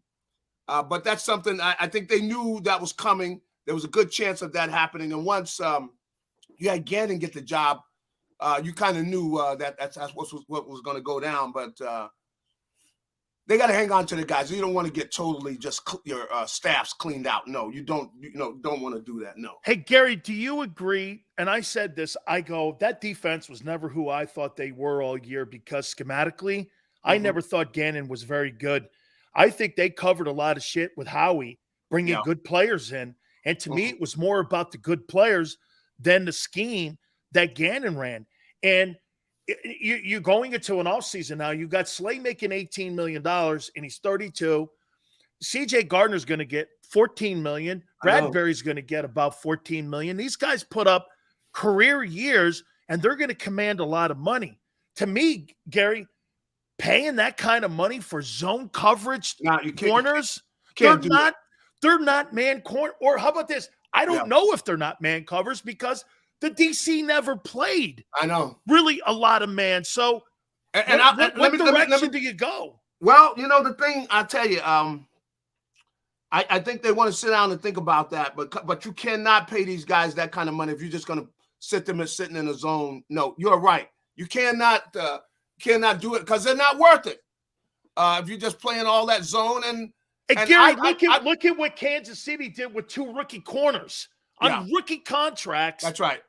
They were out there saving money on the rookie contracts, and you want to pay $30 million for 2 corners to play zone? I don't see the advantage in that. I think you got to go with some young kids. I don't think you're going to keep both of them. Bradbury's probably going to walk. I mean, you're not going to be able to keep him around. I think CJ, I've seen certain things in CJ. I think he's worth me too. Signing because the kid is so versatile. He's got the special ability as a safety, and then he can play corner for you if you need him. So you got to keep him. But Bradbury's probably going to get a better offer than they would be able to give him. I look at some of the other guys. With TJ, I definitely don't think White you're going to keep him. TJ's not going to sit around for $5 million and when he can get $7 million on the open market. Yeah. These guys might go. What you got to do is you're going to need to draft well. You're gonna need to have to draft at least 2 players that can play. Those first round picks, you got to draft guys can come in here and start. Jordan Davis has got to be a factor next year because if Cox you're going to allow to walk out the building and you're going to sign Hargrave. Yeah, I mean Gary, he played in the Super Bowl and I don't remember him actually making a play in the Super Bowl. No. I would say this to you: that 13th pick. Man, he's got to be better because I'm not going to use any words on the kid yet, but boy, I'll tell you what, man, I need to see more from that dude. He definitely from what I saw of him in the Super Bowl, I mean, he looked like he was lost out there. I mean, he wasn't doing anything, and ultimately, because you didn't get anything from that line, who on the line did anything? Nothing. Which one of them you go? Oh, let me see who played Let me think of the defensive line. Somebody that made a play. You sit that whole. That kid Chris Jones for the Chiefs was a force. Yeah, I mean they surely. I think both lines. I'd have to say, both of them got outplayed, man. And that's shocking for me to say that. I'm very surprised that I would say that, and I think ultimately that's what cost them the game, because if they could have got a running game going in the second half, they would have won the game. But let me throw this at you here, Perry. And the defense couldn't stop them. Okay. We'll get to your super chat here in a minute. Tone, remind me of Perry's super chat here. I said this, and I went in a back and forth, Gary, with Seth Joyner last night. On it's a priority on what you do with Jalen Hurts in the offseason now, because everything falls in line now with this. Your roster falls in line, who you're going to pay, how you're going to pay them. Maybe even coordinators are going to be determined on what happens with Jalen here. I said this. If you think that you're going to pay him some 5-year, $50 million deal and have the same roster come back, you're out of your tree. So I said this. You've got to work. I don't mind putting 45 to 50 million annually. But I said this to Seth, to keep the roster intact. Mm-hmm. Make it fully guaranteed over 3 years. Give him 150 guaranteed over 3 years. Add additional years if he continues to play. He'll make more money like Warren Moon used to, Gary.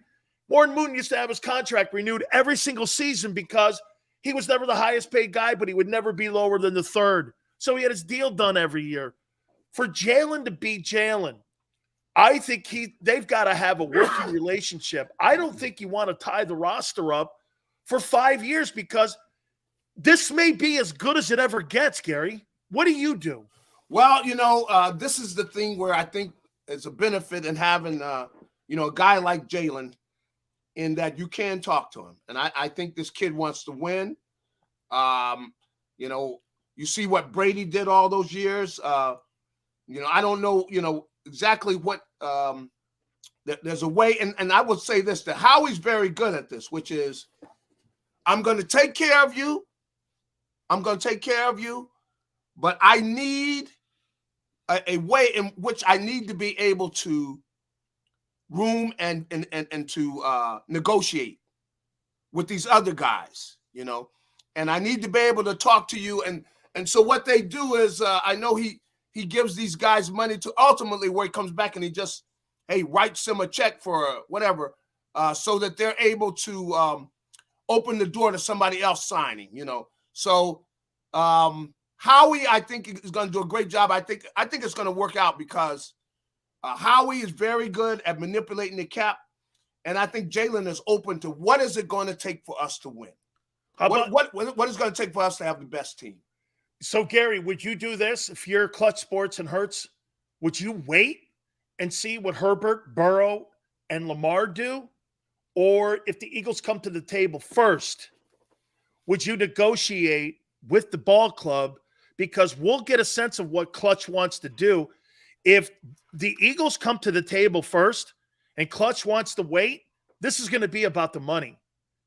Okay? But if Jalen directs and deals with the Eagles immediately, isn't that going to tell us where this is going? Well, I think it definitely could. But you could have a conversation, but that doesn't mean you're making you're getting anything done. I definitely think, he wants some security, because if you don't sign something, he would like to have some security and things, especially about the fact that, they have him run the ball as much as he does. So I think both of them have to sit in there and be creative, but I do have a lot of confidence that Howie will be able to work something out. And I think Jalen ultimately, more than anything else, he knows if he wins, he's going to get it all.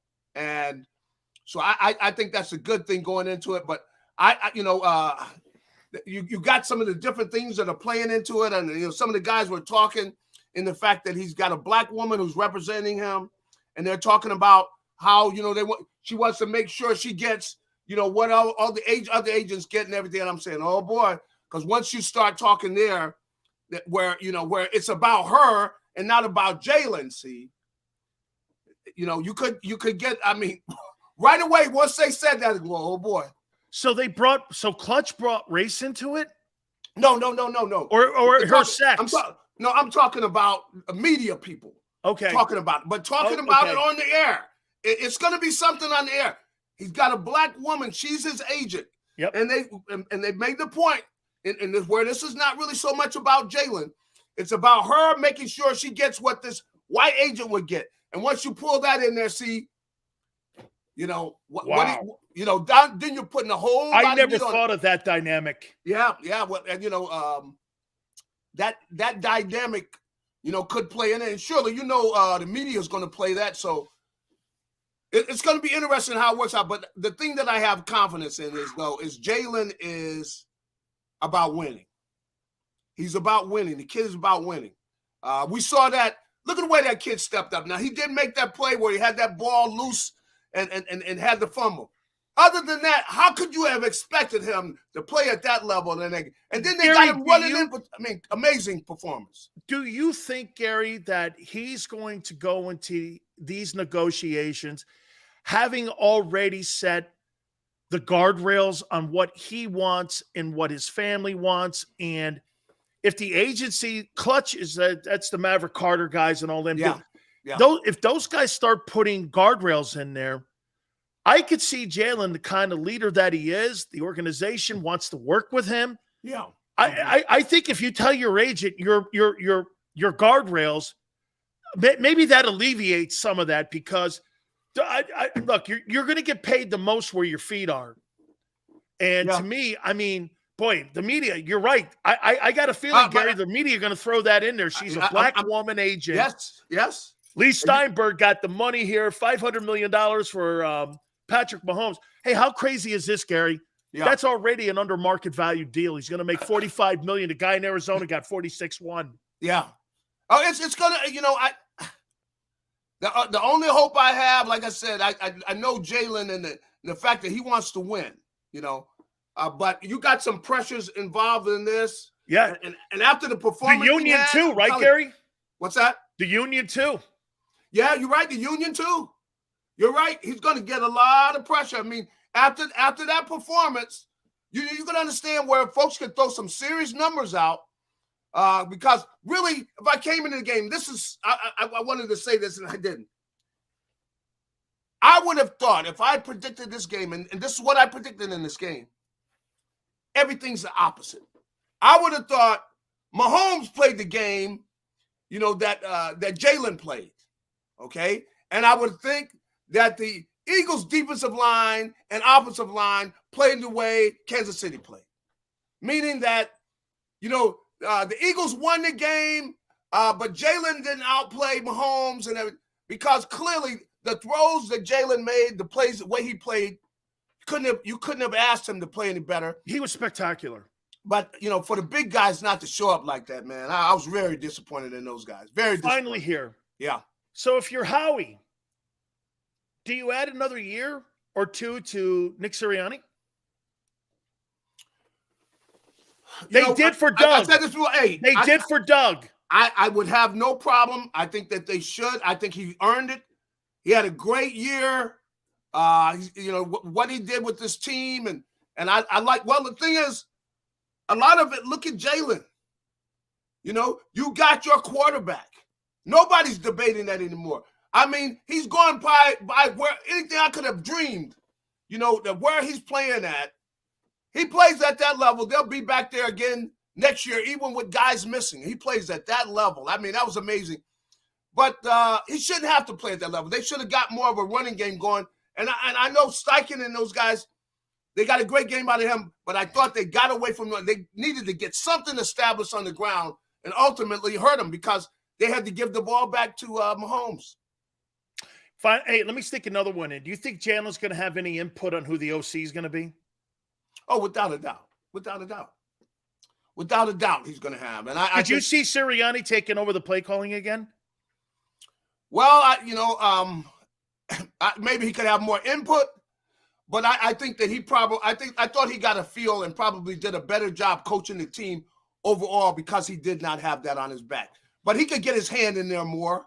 You know, he could definitely do that. And I imagine he had his hand in it to believe it. He's right there on the mic. He hears what's going in. I'm sure he's had a say on, hey, we need to do this, we need to do that. So I definitely think that that he's going to have a say about it. And I could see where Jalen, he's probably going to want his guy. I mean, why wouldn't he? I promised you that this would be the last. This is the last question here. I recommended this. So if they're looking for a new coordinator, would you ever consider bringing Eric Bieniemy in? And I mean this. He's an Andy Reid guy. They hired an Andy Reid guy and Doug Peterson. Yeah. He's got to get out from the shadow. Obviously, these other guys are passing him by. Yeah, he's never going to get out of the Andy Reid, Patrick Mahomes shadow. Yeah. And the one thing you want to continue to do is grow Jalen's passing game. Hey, why not have a guy who was there for all this great success in Kansas City and bring him into Philadelphia to run his own show? You know what? I definitely could see. I think that would be a good idea. I mean, a very cutting edge idea, something that I definitely could get behind that, because, you know, he's going to bring in some things where he's going to add things to that offense, things they already have. He's going to add more to the offense. And I could see them doing that. I because, you know, I don't want them to get to the point where they're relying too much on Jalen carrying that ball, because you don't want him getting hurt. You want to keep him upright, and you want to take those carries away. He had 15 carries. You want that number down around 6, not 15. Right. So maybe Bieniemy, you'd probably have to, because you can't make lateral moves. You'd have to give him more money. Assistant head coach. You add to the title. That's right. But, I mean, Gary, that to me is the evolution of what you're looking for in a player. Is not to have him be more of a runner. You want to make him more of a pocket guy. That's right. You want to make him more of a pocket guy. And the thing is, he's growing in that area. So you just keep it going that way. And with Bieniemy, you would be doing that. So I could see to do that. I don't think he's going to do that. I think he's going to hire from within. But I could tell you that would be a very that would be a cutting edge move. And you would be increasing, because you're bringing all the Andy stuff in here. You know, absolutely. You're expanding the offense, really. And what you're doing is, you know, you're staying kind of in the family, because he's an Andy guy and they like Andy guys. And just saying there, I think it's going to be I'll tell you what, man, it's going to be one of the most interesting off seasons in the history of the Eagles. Yes, it is. And I can't wait to see it. Gary, thank you so much, my friend. I appreciate it. All right, have a good one. You got it. The great Gary Cobb from Fox 29 in Philadelphia. He was out at the Super Bowl too. Great time for all. Do me a favor. Please hit the like button. We got so much to hit on. Let me see here. Top free agents to target. My top quarterback post-Super Bowl. Also, my first mock draft NFL. This is all going to be coming up, especially in hour number 3. Please hit the like button. Keep it here on the National Football Show. When it comes to the fight against insurance companies, large corporations, and the healthcare industry, injured victims are always the underdog. But that doesn't worry us. At Messon Associates, we're an injury law firm from Philadelphia, and we come to fight. Our clients know that they've got representation with a chip on its shoulder, and it's the same chip that makes Philly the toughest city in the country. Call 215-568-3500 or visit us online at messalaw.com. Messon Associates, the toughest injury firm in Philadelphia.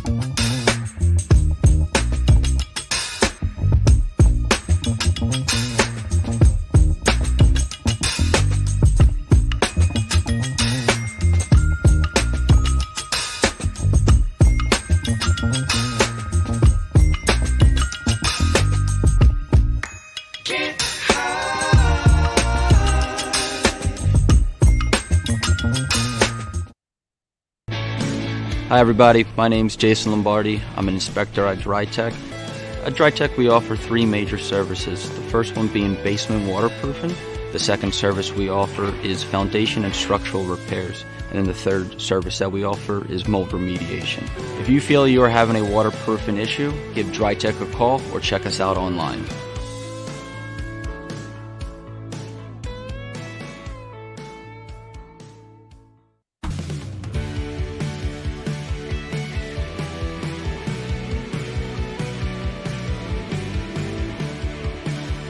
My name is Dan Sileo, and I'm a managing director here at Del Valle Insurance Group. Been in the business for over 36 years, saving people money on their insurance needs. Give us a call. Let us help you custom design an insurance plan that meets both your needs and budget. Did you know taxes could be your biggest expense during retirement? Are most of your assets in tax-deferred accounts like IRAs and 401ks? Taxes are historically low today, but we're facing significant headwinds in the future. Do you have a plan?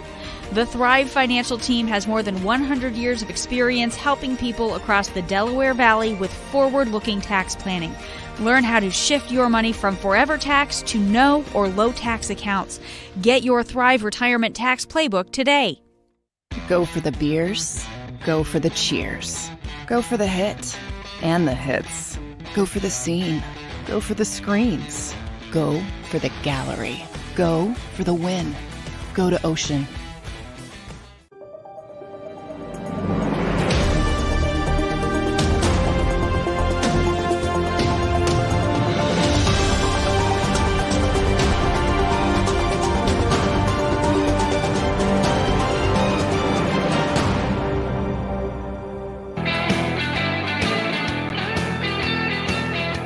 Big Silk National Football Show. Appreciate you guys coming aboard. I get the 49er guys are aggravated because they didn't get their shot at the title. Okay, I do. Now, Deebo Samuel's coming out going that Bradbury's trash. Bradbury's not trash, nor is Slay. Obviously, nor is CJ. Okay, they're not. They're not who they were, though, and I told you that all year. How could you ever tell if they were that good when you're constantly in zone playing? They were basically telling you all year long just to play center field. They weren't really great cover guys. You're not a cover guy. In a zone defense, you're not a cover guy. You're playing center field. That's why the elite quarterbacks always beat Jonathan Gannon. They always beat him because he couldn't defend him. The one thing Gannon never wanted to give up was what? The plus 25 big play. He didn't give a shit about anything else. He barely cared about the run defense, and he never really cared about covering tight ends or anything from 20 to 20. He never cared about that. And then when you got a good coordinator and a great quarterback, and they were running those crossing routes, look how confused the secondary was. I've never seen an experienced secondary get outplayed by two rookie corners on the other side.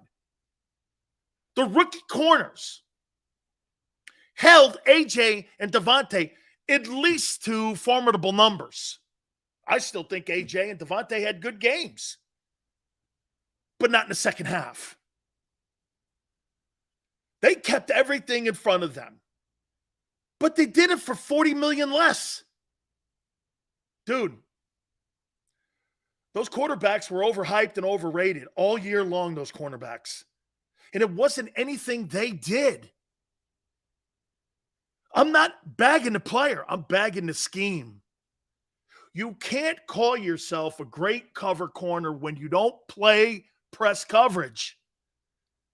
You're a center fielder. You could have, in theory, that's why C.J. Gardner played so well at the safety position. He was an additional corner playing center field. Those guys were not special this year because when they had to be, they were horrible.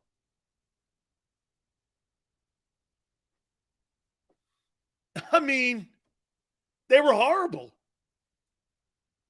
Even Dak ate him up. Dak put a 40 burger on you and almost 80% completion percentage. Dak.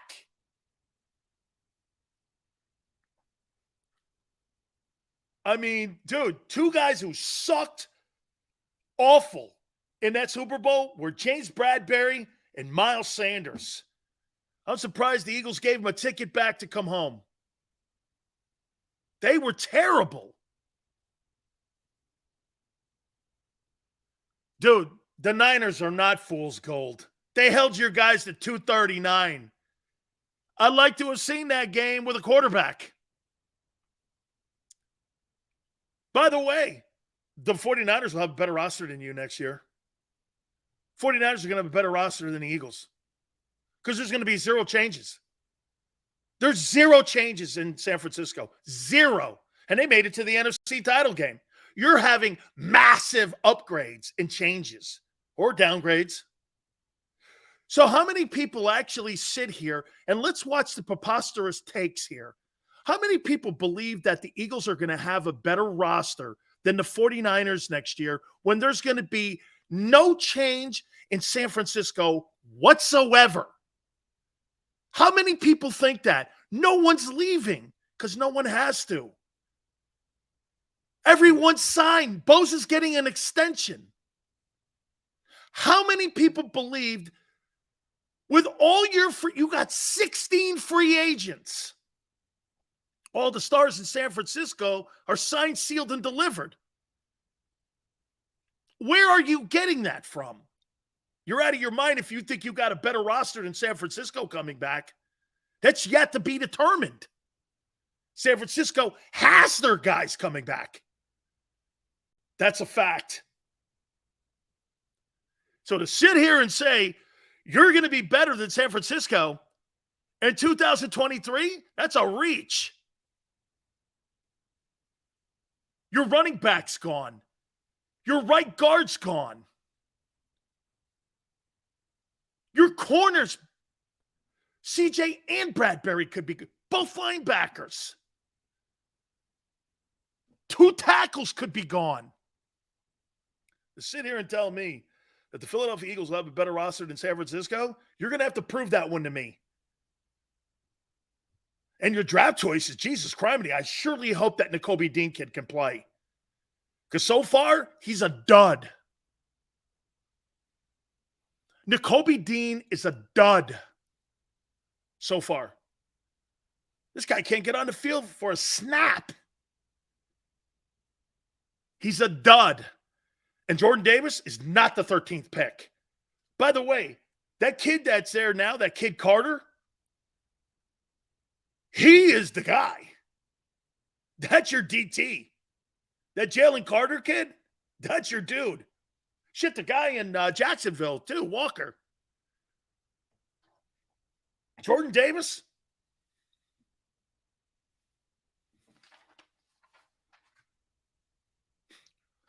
We will have the better quarterback. But they got to the same spot. See, look at what Smoke goes. Smoke goes, we'll have the better quarterback. Brock Purdy got to an NFC championship game. And he makes $900,000. This guy makes less than Zach Pascal. And you want to pay your guy $50 and cut your team in half. Do you see the problem you're facing or you don't? Probably not. Probably not. The 49ers could get to an NFC title game without a quarterback and not have to pay him? What would you rather have again?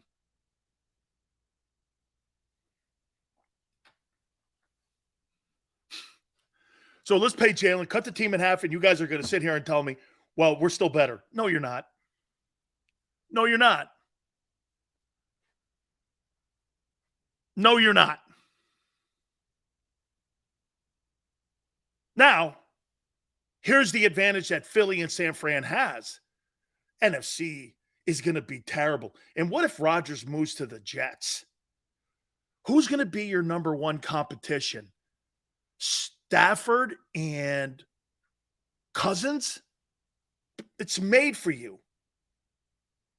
Who in the NFC would you fear? If Aaron Rodgers goes to the Raiders or goes to the Jets, who in the NFC? You might get away with having a lesser roster. You might get away. Guy goes like this, the Niners are soft. Held your ass to 90 yards passing. Held your butt to 230 in total yards. Actually, in theory, the 49er defense actually played better than the Kansas City defense.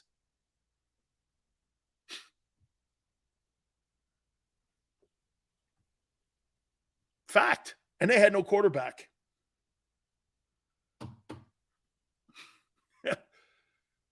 Shit, Kansas City gave up what? 400. What'd they give up? 400. Let's see, 307 passing. Tone, correct me if I'm wrong. 302 passing and like 114 rushing. So the Kansas City Chiefs gave up 417 yards in total offense. And the 49ers held you to 239 or 269 with the gift 30-yard completion that shouldn't have been. Kansas City gave up more yards than the 49ers did in the NFC title game. And they had no offense. Don't talk to me about the 49er game.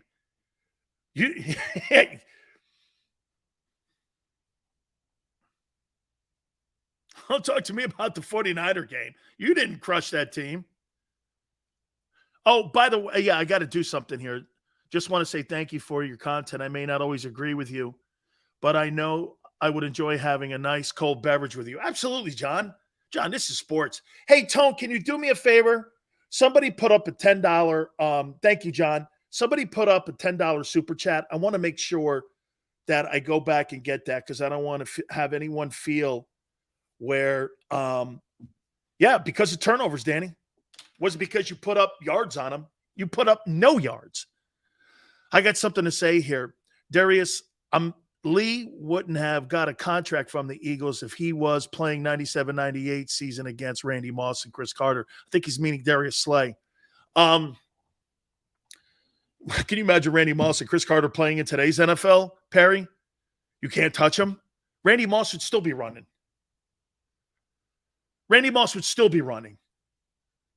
Okay. Hey, listen, I want to hit on two things right at the top here. I got a mock draft, my first one of the year. By the way, you guys hated McDuffie. Remember I told you the kid McDuffie? I wanted McDuffie and I wanted the kid Lloyd that the Jags have. Both those guys were starters as rookies, okay? And both made the playoffs in the AFC.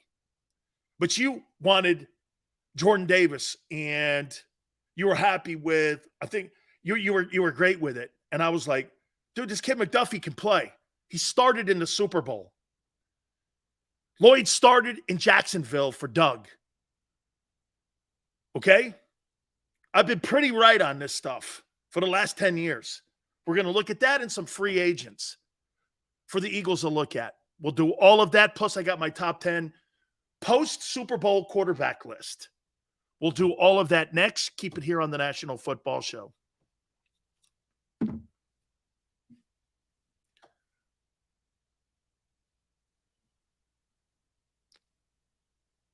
Tone, break, buddy. When it comes to the fight against insurance companies, large corporations, and the healthcare industry, injured victims are always the underdog. But that doesn't worry us.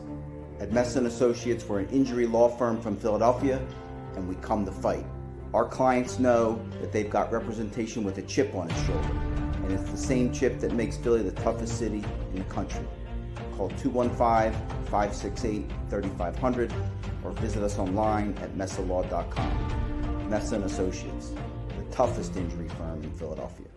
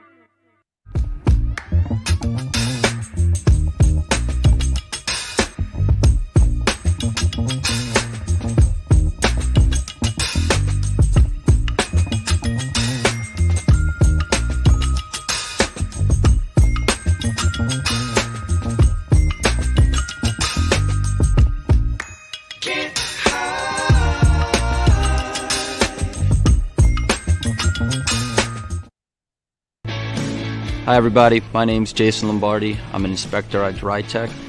At DryTech we offer three major services, the first one being basement waterproofing. The second service we offer is foundation and structural repairs. And then the third service that we offer is mold remediation. If you feel you are having a waterproofing issue, give DryTech a call or check us out online.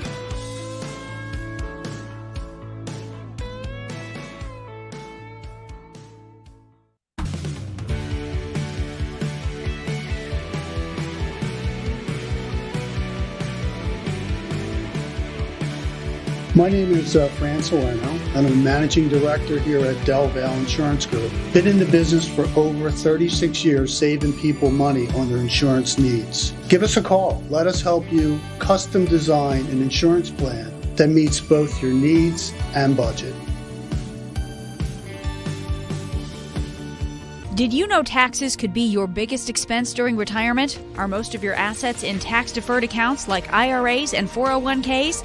Taxes are historically low today, but we're facing significant headwinds in the future. Do you have a plan? The Thrive Financial team has more than 100 years of experience helping people across the Delaware Valley with forward-looking tax planning. Learn how to shift your money from forever tax to no or low tax accounts. Get your Thrive Retirement Tax Playbook today. Go for the beers, go for the cheers, go for the hit and the hits, go for the scene, go for the screens, go for the gallery, go for the win, go to Ocean.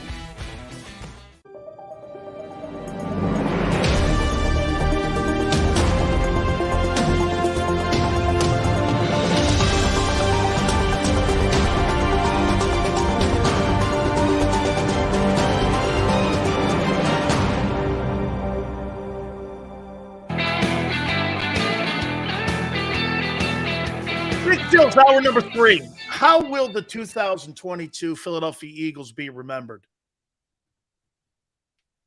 Give me one word. Give me one word. How will the Eagles be remembered? One word.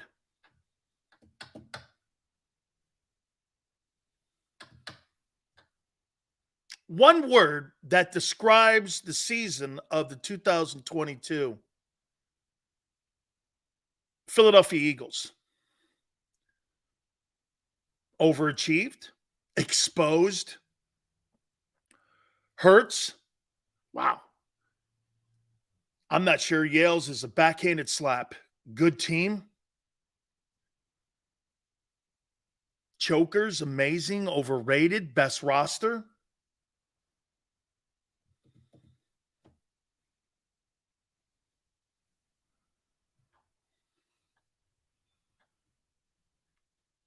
Overhyped?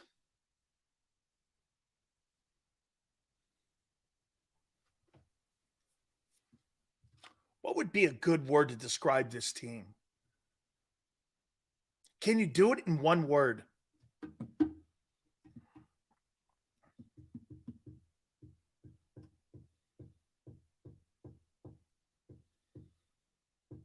I don't know if you could do it in one word. Unexpected? I like that. It's not choke.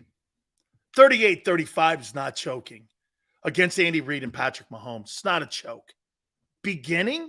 Surprising?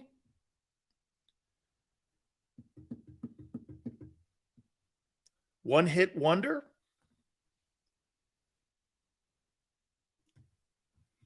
I don't know if you could do it in one word. How would you describe that team that fits? You want to show some type of respect because it was a great season, but it comes up short.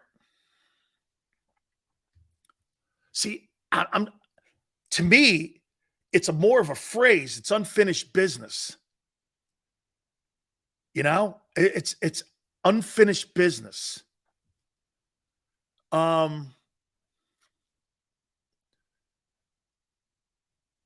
Promise?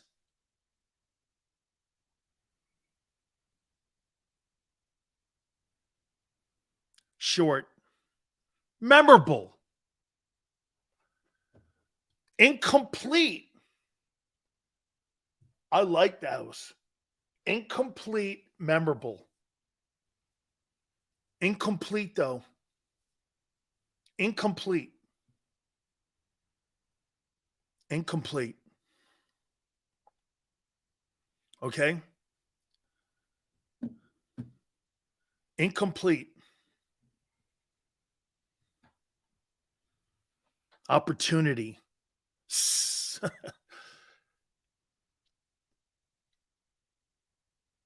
Incomplete. Imagine that. Best roster in Eagle history.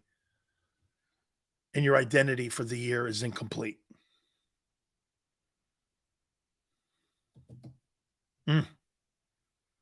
Incomplete.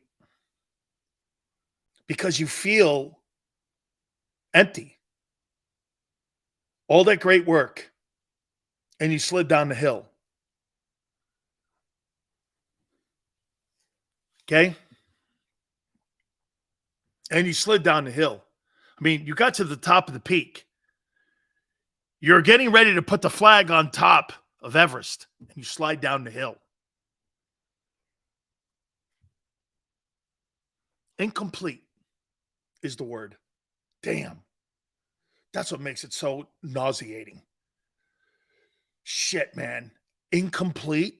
Oof. Guys, when you get to that moment, man, and you're right there and you're sitting there, I'm going to give you just can I give you just a small moment with Jerome and I? Okay. We were considered the greatest college football team in the history of college football when we played Penn State in front of 100 million people. It was like 90 million people or something like that. Still to this day, the highest rated game. I'll never forget. We hold the team to 130 yards of total offense. We had 7 turnovers. We gave up as many turnovers as we had that Penn State had first downs. We had 7 turnovers. They had 7 first downs. And I'll never forget. They're driving down. Jerome and I got up on the stand in Arizona, of all places. Jerome looks at me. He goes, "You think we score?" I looked at Jerome and went, "No." He sat down. We both sat down. He threw a pick with 5 seconds. He looked at me. He goes, "You knew, didn't you?" He goes, "It wasn't meant for us. It just wasn't meant to be. It just wasn't meant to be." Jerome looked over at me. He goes, "Damn, we killed this team." I go, no one will remember that." He's like, "Shit, you called it. We're on the 5 seconds left." He goes, "You think we're scoring?" I go, "No. I think he's going to throw a pick." I sat down. Jerome sat down. He throws a pick. He goes, "Fuck." My aunt was there. So close. 5 yards to being called the greatest college football team of all time. Jimmy Johnson says it's his toughest loss to this day. When you're that close and you're right there and it's incomplete, damn. Dude, that's going to hang on that franchise for a little bit. That's going to hang there. Okay?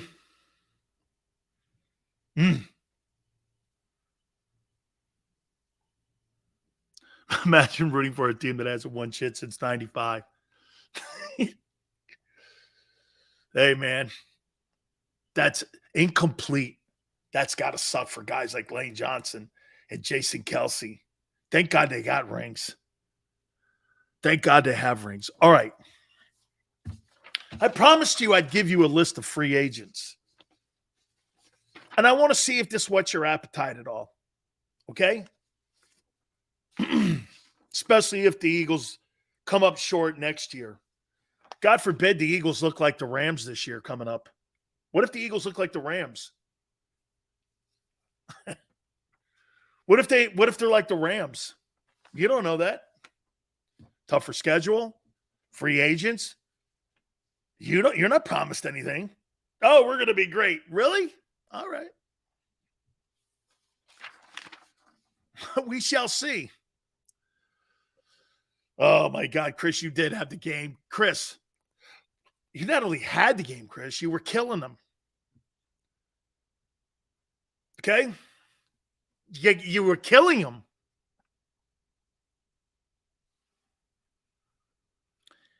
These are some free agents, just randomly I wrote down to see what and if this whet your appetite at all. Okay? The 5th ranked free agent, Josh Jacobs, running back. He's 24, Raiders. Interest? No interest. What do you think? Interest or no interest? He's going to command probably around $7 million. $8 million?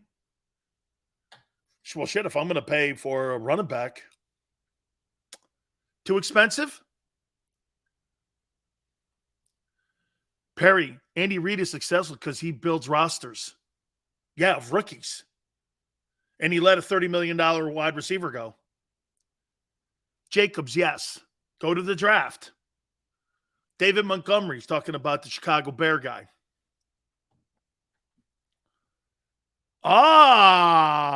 Look at these guys. Some smart people in this building. I won't tell you who. Oh, if it's $10 million, he ain't ever getting it. Yes, 87, brother. How about Jesse Bates? Number 7 ranked safety. And he's 25. Bengals. Interest? No interest. What do you think? Interest? No interest. Jesse Bates.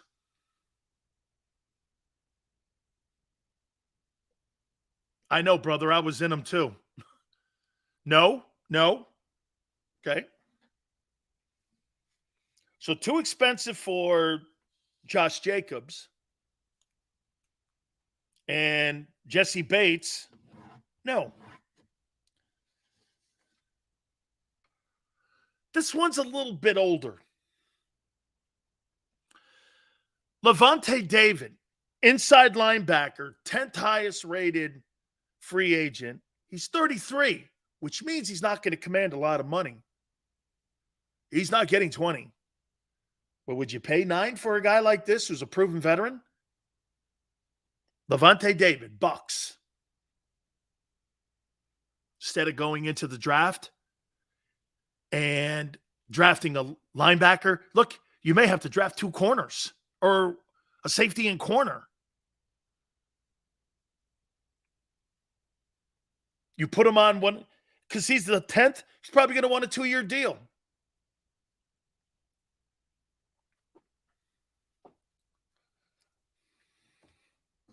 I think you should look at him, depending what the money is and how many years he wants. Bucks may re-sign him. I agree. They should. How about this guy? Tremaine Edmonds, linebacker. He's 24, Bills, 18th highest ranked free agent. He's 24. He's a pretty good ball player, Tremaine Edmonds. He could play. He's good. And guess what he's done? He's covered tight ends. He plays in the AFC. He covers backs out of the backfield, something these linebackers in Philly struggled all year. Tremaine Edmonds. I think you look at him. Watch this. You get rid of TJ and you get rid of Kaiser and you put Nakobe in and you sign this guy, he's 24. Now, again, Bills may re-sign him. Okay? Bills may re-sign him. He's a hell of a ball player. Schwartz loves him. Or Bills head coach loves him. He's a good ball player, man.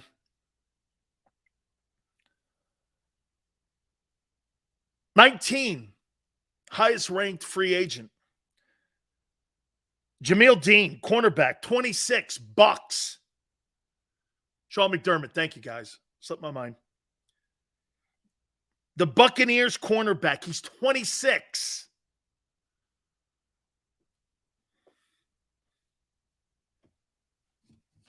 I'm probably saying no to him too.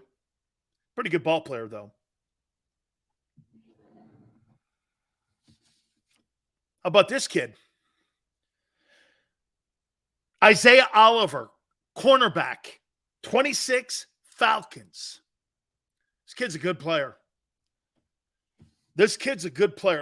Every day we're gonna throw some potential free agents at you guys. This kid, Isaiah Oliver, can play. I like him. I watched him play. And I don't think he's going to cost you an arm and a leg. You may have to give up draft equity for him because that's what the Falcons are looking for, is draft equity. And you might be able to sign him to a Bradbury type deal. Probably have to put an additional year on it. Okay? So out of this list, I'm with you on Jesse Bates. I wanted Jesse Bates kind of last year. And I don't think Duke Tobin's going to just hand him over. They're going to try to move him before March 12th. Josh Jacobs is too expensive. Levante David, I'd rather, I think, go in the draft. I like this kid, Tremaine Edmonds, linebacker Bills. I think the Eagles should take a look at him. Jameel Dean, the Buccaneer guy, 26. I believe the Bucs will probably try to re-sign him. And Isaiah Oliver, the kid from the Falcons. This kid's a good player. These guys are highly rated. The question is going to be, what's the market price? This is a pretty deep draft this year on corners and safeties, just so you know. So you're going to be able to leverage this. Okay? A couple of these guys on this list are pretty good. All right. Let's do this now. Dan, would you trade Slade to the Bears for Brisker? I would trade Slay for draft picks, not a player. Okay? I want draft picks. I want to have my own guys. I don't want someone else's guys, so to speak. Now, free agency has been a great thing for the Eagles, but those guys have to fit into a culture. I'd rather see, the problem with the Eagle roster this year, there's too many guys out there that are missionaries. These guys are mercenaries, I should say. They were one-year mercenaries. They had no loyalty to the Eagles. They have no loyalty to the Eagles. None. These guys are all guys who have their own life vest. They're not homegrown. They have no loyalty to you. I know some people think they do. They have no loyalty to you. Okay? They're mercenaries. They're one-year mercenaries. They came in here to use Philly so that they can get more money. They know they're not going to get more money in Philadelphia. That's why it's wishful thinking that you're going to get C.J. Gardner-Johnson on some sort of hometown cooking. He's not going to do that. The guy was making $836,000. You think he wants to give somebody a deal? That guy's going to make $12, $13 million. He's not giving anybody a deal. Bradbury's not giving anybody a deal. He's going to go to a team that gives him the most. These are guys that are going to grab the money bag. They're not grabbing opportunity. They don't care about that. These guys don't give a shit about that. They're going to grab the most money they can. That's right, yeah. They provided a service. They delivered. Now it's about them and their agent. Yeah, can you imagine these guys with their agents going like this? Can you imagine Gardner-Johnson's agent going, hey, Philly really likes you. Let's give him a $5 million less money. When the kid made $836,000 last year, I'd fire that guy in a second. That's dumb thinking, guys. That's dumb thinking. Nobody's giving you a deal. Your deal was last year. CJ gave you a deal. TJ gave you a deal. Bradbury gave you a deal. Shit, Jalen Hurts gave you a deal. They're not going to do it again when they have leverage. Why would they do that? Stop thinking like a fan and understand that this is about the logo, not about the name on the back of the jersey. Who gives a shit what the name is on the back of the jersey? Who cares? This is about the team's success. You got to have like almost a college mentality. Every 4 years, every 2 years, every 1 year, the guy and the rosters change. This is about like Bama, Hurricanes. This is like that kind of stuff. Who gives a shit about that stuff? The name on the back of the jersey is the lesser than the name on the front of the jersey. Bradbury and Slay. Who gives a shit? They're looking for money. You're looking for wins. Treat them that way. I think we end up drafting Bama running back Gibbs with the 31st. I'm gonna get there here in a second. Guys are looking at this wrong. Look, it's a great organization to work for. They got a great environment. They got a quarterback who looks like he could be the guy. All of that is, but you really have a ton of question marks. If you're a free agent on that team right now, you don't know what you're coming back to next year. Like I told you, this is why the 49ers have a better roster than you, because they don't have decisions to make. And they got to the NFC title. You got one more game further than them. And they're not paying a quarterback. And they're not losing anybody. You got to make all the right decisions. Look at the steps you got to make. You got to get right on corner, safety, linebackers, DTs, running back, depth, right guard, center maybe. You don't know if Juergens is the dude. You're assuming that. You're assuming it. And for the record, the 49ers have been in NFC championship games the last 4 years with the current situation they're in. 3 years ago, the Eagles had 4 wins. They're not going anywhere. Their history says that. They're not going anywhere. All right. I actually got some trades here in this first mock draft that I put together. Okay? This is my first mock draft that I've put together here. Post-Super Bowl. By the way, I have a top 10 quarterback list. Let's start from one down. Now that Shane Steichen is the head football coach,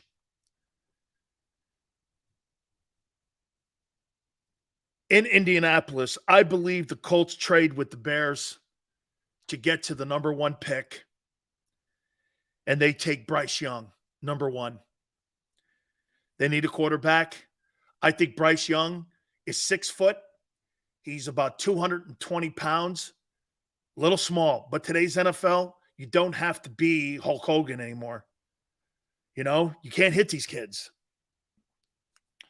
I think he's a playmaker. I think he's a good ball player. The question will be, will this guy be able to stand up to 17 NFL football games, counting the postseason? Okay? To me, this has to be, again, okay? This has to be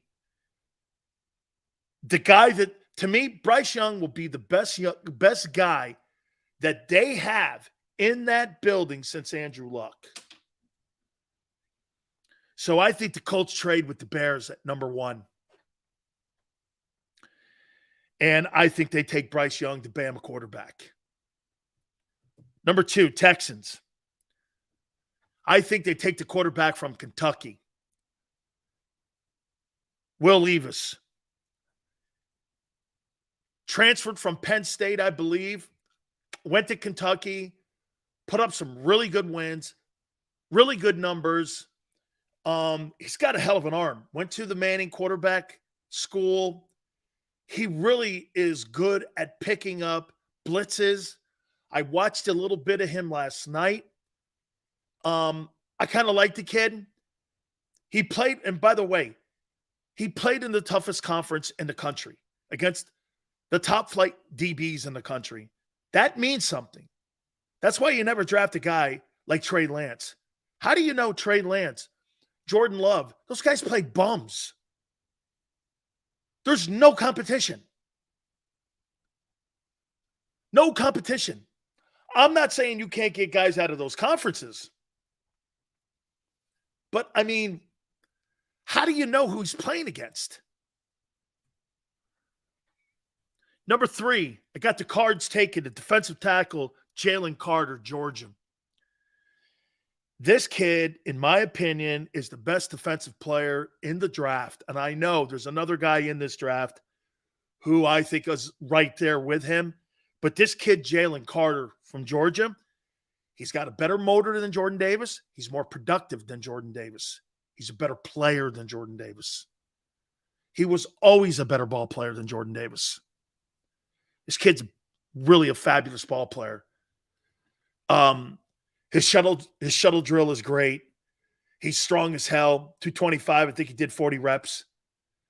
The guy plays lower than Jordan Davis. Jordan Davis plays too high. You know why you don't see him? Because he plays too high. He's not under his pads. This guy plays under his pads. He's a better ball player. Number 4, trade with the Colts. The Bears slide down to 4 and take Will Anderson. They need an edge rusher. And they need to start building that defense. You get rid of Roquan Smith. You deal Robert Quinn away. You get a 4th-round pick from the Eagles for that. But they got to start retooling that side of the ball. I think in free agency, don't be shocked if DeAndre Hopkins ends up in Chicago and they get him a wideout. I think they'll probably go into the draft also to get the quarterback, a wide receiver. But in my opinion, they got to start building that. They got to stop people. Number 5, Seahawks from the Broncos in the Russell Wilson deal. Edge rusher, Tyree Wilson, Texas Tech. This guy is rapidly moving up the board. Had a nice pro day.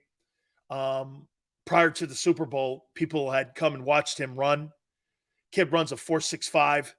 He's 6'5". He's 275 pounds. He's a pretty good-looking ball player. He's going to be an impact ball player, in my opinion, in his rookie year. Lions at 6 via the Rams. This is part of the Stafford deal. Cornerback, Devon Witherspoon. Love this kid. Big hitter. Has great range. Can cover. If gets beat, he's got great recovery skills too. Does a super job at that, recovering if he goes on a false step. He's got great range. He's got long arms. The kid from Illinois is a good ball player.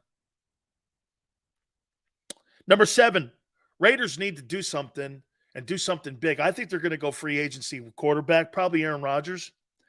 I think they take Paris Johnson, offensive tackle, Ohio State. Best tackle in the draft.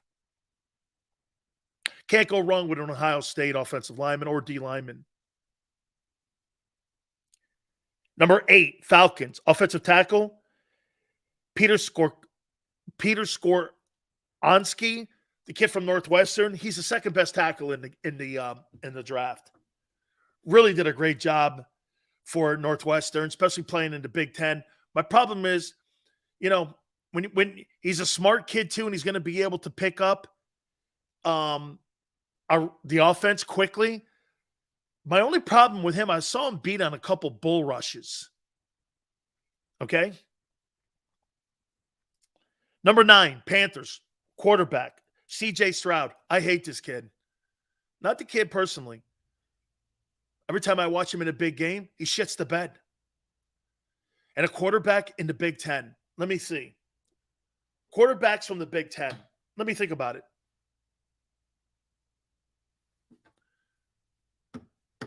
Who's a quarterback right now?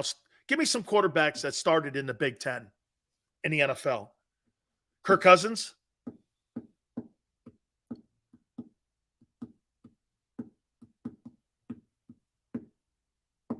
I guess Fields. Kirk Cousins and Fields. Tom Brady's not in the NFL anymore.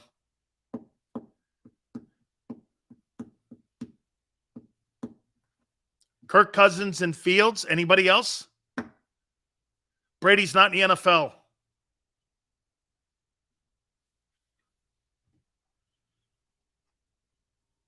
And that's a 23-year gap.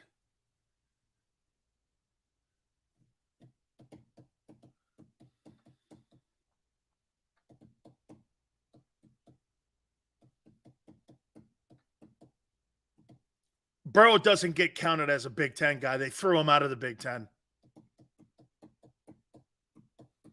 Russell Wilson, okay. He was more of an NC State guy, played 1 year at Wisconsin. I'll give you that. So Wilson, Cousins, and Fields. Okay. It's not technically Burrow. Technically not Burrow. Technically, he played at LSU. He won a Heisman and a national title at LSU. Ohio State kicked him out for Dwayne Haskins and Justin Fields. They thought Fields was better than Burrow. I'm talking guys in the NFL today from the Big Ten. Not history, today. Not history, today. Fields, Cousins, sure, Wilson played at Wisconsin 1 year.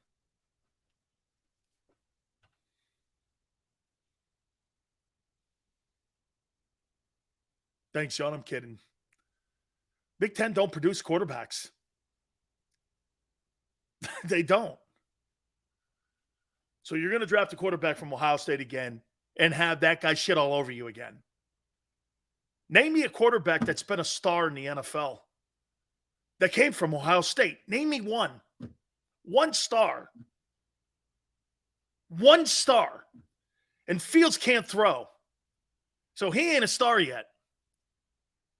Name me one quarterback from Ohio State. One guy. Name me one guy in the 162 years of the program's existence. And you're going to draft C.J. Stroud.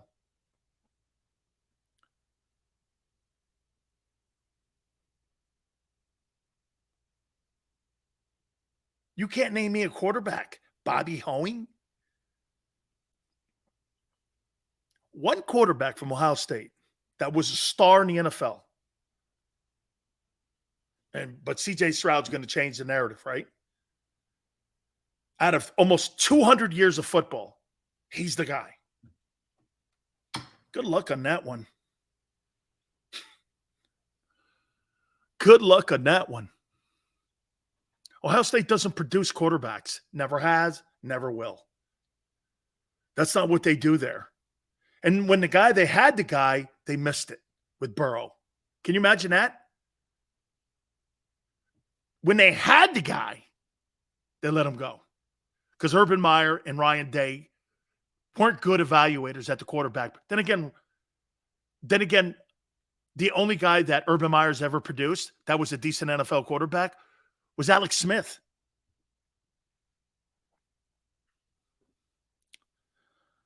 So C.J. Stroud, there's bust written all over this guy. Number 10, Eagles, via the Saints. Someone brought this up earlier. You should take a bow for this. And I talked to Mario Cristobal about him. Christian Gonzalez, cornerback, Oregon. He's a damn good-looking ball player. Physical. He's got a little Darrelle Revis in him. So at 10, I've got via the Saints. Cornerback, Christian Gonzalez, Oregon, cornerback. Whoever mentioned that earlier had the head start on Big Sills. He's a good-looking ball player. Number 11, Titans, edge rusher, Lucas Van Ness, Iowa. They got Simmons in the middle. They need an edge rusher now.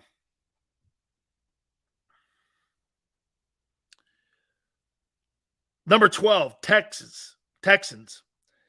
Via the Browns. Sean Watson deal. Quentin Johnson, TCU wide receiver.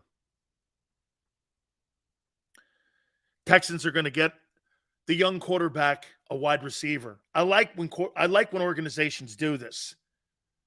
Okay, they draft a young player, they get him a wide receiver. I like this. Number 13, Jets.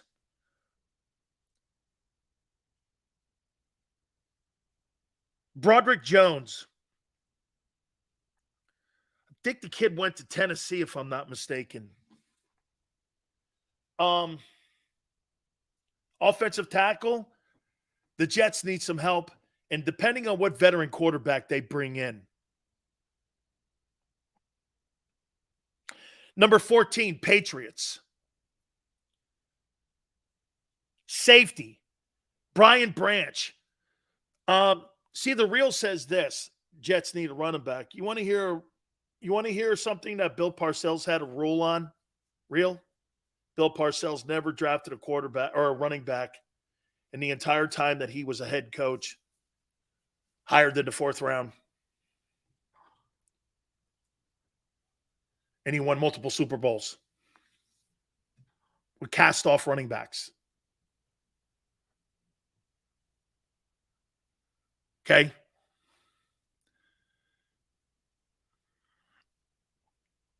$15 Packers, edge rusher, Miles Murphy, Clemson. Got to start getting after people. They need an edge rusher. Number 16, Commanders. Defensive tackle, Brian Brees, Clemson. They're going to lose potentially some people in free agency. Number 17, Steelers, cornerback, Joey Porter, Penn State. Proper fit. Number 18, Lions, cornerback, Anthony Richardson, Gators.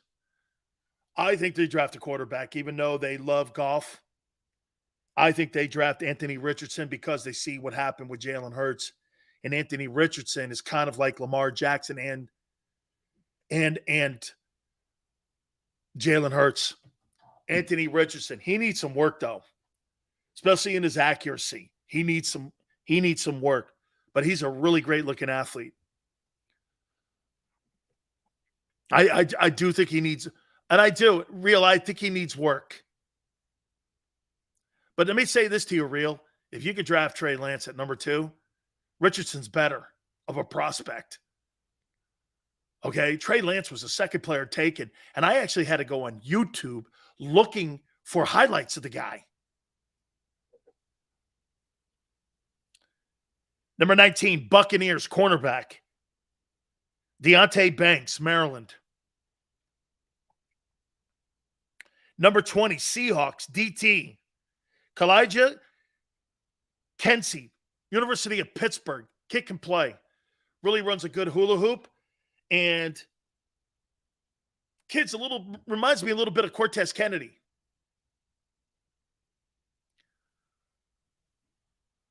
Number 21, Chargers, tight end, Michael Mayer, Notre Dame. Kid's good. Notre Dame puts out tight ends. Pretty much not a lot of anything else. I mean, who's the biggest star from Notre Dame? Can you guys name me a star from Notre Dame that's in the NFL today? Zach Martin. And who else? Anybody offensively?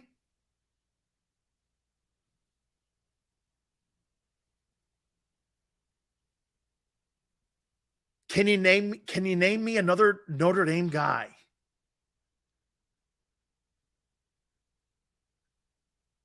Zach Martin. They don't produce NFL dudes, is my point. Okay? Right? So when you take a guy from Notre Dame, yeah, the Detroit wide receiver is pretty good. Watch this, though. The Detroit wide receiver is pretty good, but there's not a lot of dudes from Notre Dame. Supposedly they're 5-star guys. Where?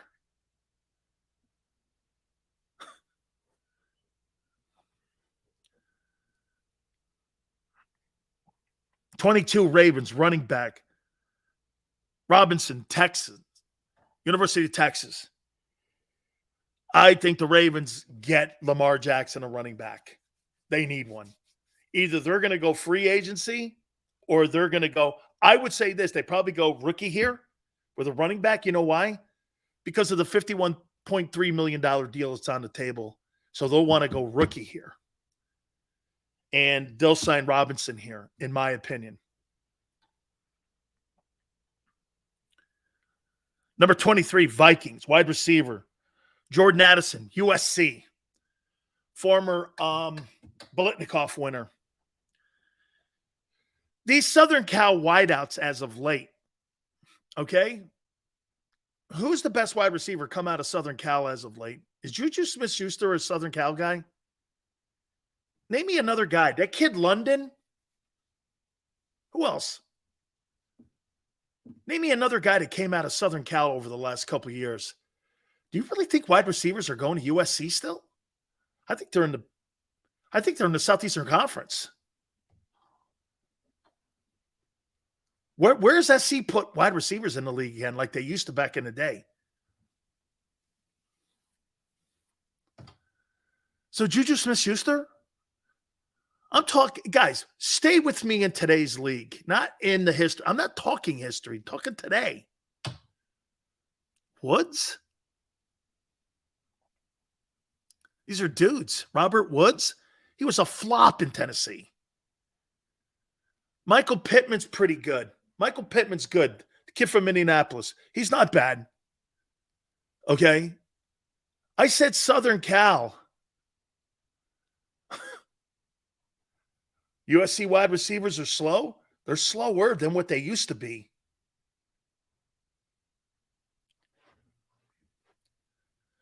'24 Jags, tight end. Dalton Kincaid, Utah. I think they're going to lose their tight end. That kid Kirk, I think they're going to lose him. He might be a salary cap issue. Number 25, Giants. Boy, do they need wideouts. Jackson Smith, Najiba, Ohio State. He's good. I mean, I'll tell you one thing about Ohio State. They may not produce quarterbacks, but they produce running backs, O-linemen, defensive ends, cornerbacks, and wide receivers. Them, Clemson, and Bama. They put wideouts out there, man. I'll tell you that. 26 Cowboys. They're going to go wide out too. Jalen Hurts, Tennessee. Good-looking player. I thought him and Hooker were pretty good this past season. 27, Bills, offensive guard. Osiris Torrance, Florida Gators. Bengals, edge rusher. Keenan White, Georgia Tech. 29, Saints, via the 49ers through the Dolphins. Wide receiver, Zay Flowers, Boston College.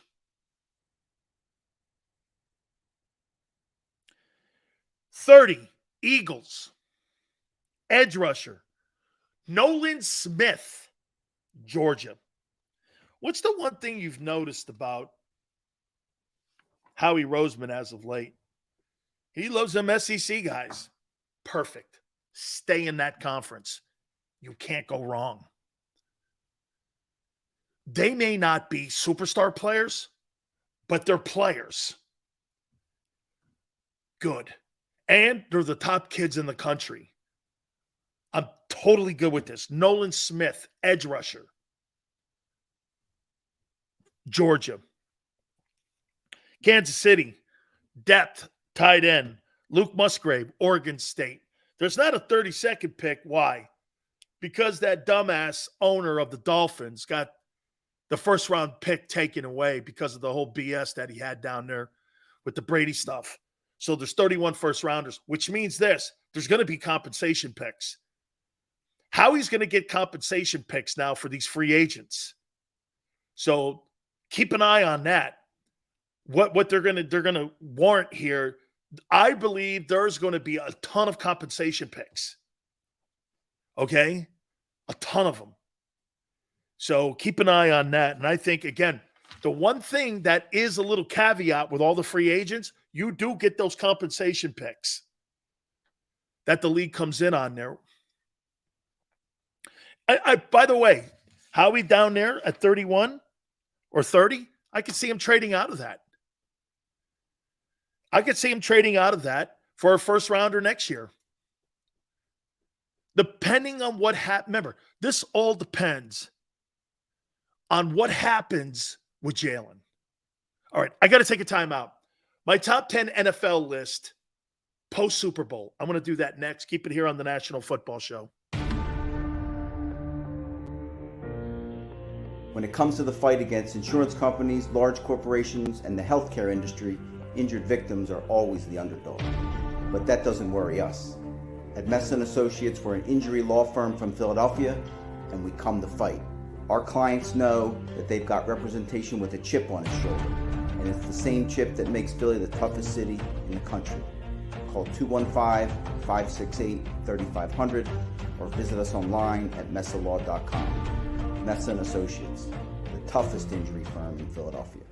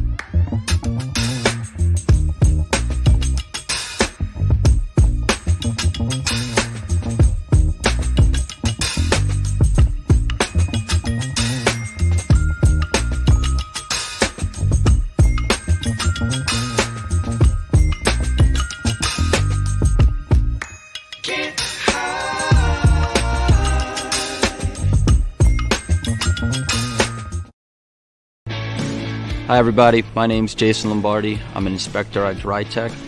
At DryTech we offer three major services, the first one being basement waterproofing, the second service we offer is foundation and structural repairs, and then the third service that we offer is mold remediation. If you feel you are having a waterproofing issue, give DryTech a call or check us out online.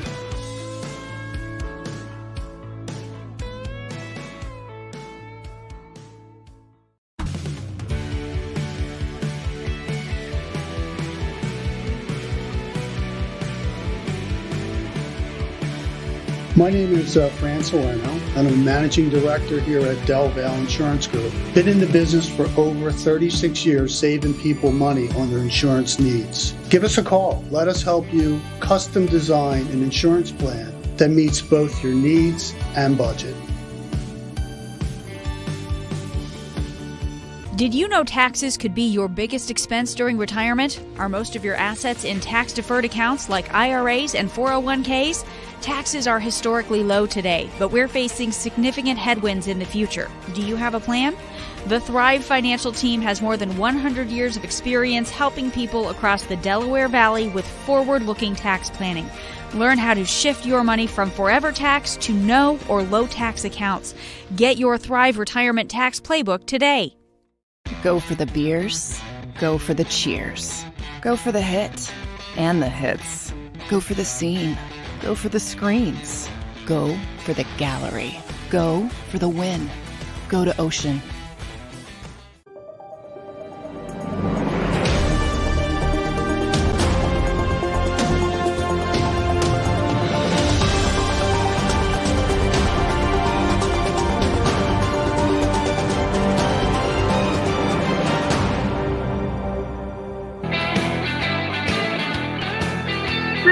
National Football Show.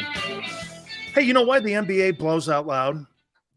So tonight, you would think this would be an awesome game for the national audience. Celtics versus the Bucks.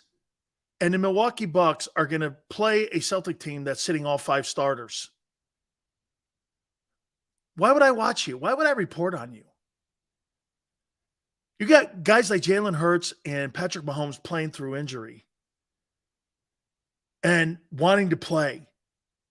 These guys don't give a shit about the regular season or you, the paying customer. They don't give a shit about you. They could care less. The regular season to them is a means to an end. Man, I'd hate to be an NBA fan because they don't care about you. At least the NFL kind of gives a shit about you. They put the best product they possibly can. Bustil's it's load management. Yeah, tell Jordan that. He played 82 games every year. Jordan had a thing in his contract called love of the game. You know what that meant? You couldn't tell him when to sit, and that's why he never sat. Jordan played every night, back-to-backs, whatever. These guys today, and by the way, I want to sound like old man on my lawn because you know what? Today's NFL guy has the same mentality as the guy who played 20 years ago. They're going to play on Sundays. That hasn't changed. So maybe the NFL has the old man get off my lawn mentality. I'll take it. NBA doesn't give a shit. It's not that they're soft. They don't care. NFL top quarterbacks. Post Super Bowl. The Big Sills list. Number 10, Matthew Stafford. Rams, Super Bowl champion. Number 9, probably played some of the best football of any quarterback. Last 11 games of the year. Even got a playoff win. Trevor Lawrence, Jaguars. Number 8, to my chagrin, because I can't think of any other guys, Dak Prescott, Cowboys. Ugh. Number 7, Lamar Jackson, Ravens. I'm going to keep him there for now. And by the way, I kept Deshaun Watson off this list. I think he's a spectacular talent, but he's got to put it back together. Number 6, Jalen Hurts, Eagles. Do you know where I had Jalen Hurts at the end of last year? Like 18th. He's now number 6. Shit, by the end of this year, next year, maybe in the top 3. Number 5, Aaron Rodgers. Packers. Number 4, Justin Herbert, Chargers. Number 3, Josh Allen, Bills. Number 2, Joe Burrow, Bengals. And number 1, Patrick Mahomes, Kansas City Chiefs. My top 10 quarterbacks post-Super Bowl, Stafford, Rams 10, Trevor Lawrence 9, Jags, Dak, Cowboys 8, Lamar Jackson 7, Ravens, Hurts 6, Eagles, 5, Rodgers, Packers, 4, Herbert, Chargers, number 3, Allen, Bills, number 2, Burrow, Bengals, number 1, Patrick Mahomes. Thank you, Tone. By the way, we're going to find out if Jalen's really who he is without that stacked team. Okay? Same thing could be said about Burrow. Jalen's not better than Aaron Rodgers. He's not. He's not. Okay? He's not. And those other guys have better arm talent. So, he is ranked ahead of Lamar Jackson, though. Okay? He is ranked ahead of Lamar. That's the first time I've done that since we've talked about the two. Of all the dual threat guys, besides Allen, Hurts is catching Allen. By the way, Hurts is continuing to go like this. He is. He has made massive improvements, to say the least. Xander, thank you. Tone, you're awesome as always. I appreciate all of you guys. Please hit the like button. Till tomorrow, 3 to 6 Eastern. We'll see you on the flip side. When it comes to the fight against insurance companies, large corporations, and the healthcare industry, injured victims are always the underdog. But that doesn't worry us. At Messa & Associates, we're an injury law firm from Philadelphia, and we come to fight.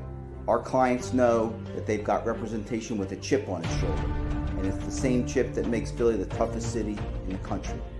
Call 215-568-3500 or visit us online at messalaw.com. Messa & Associates.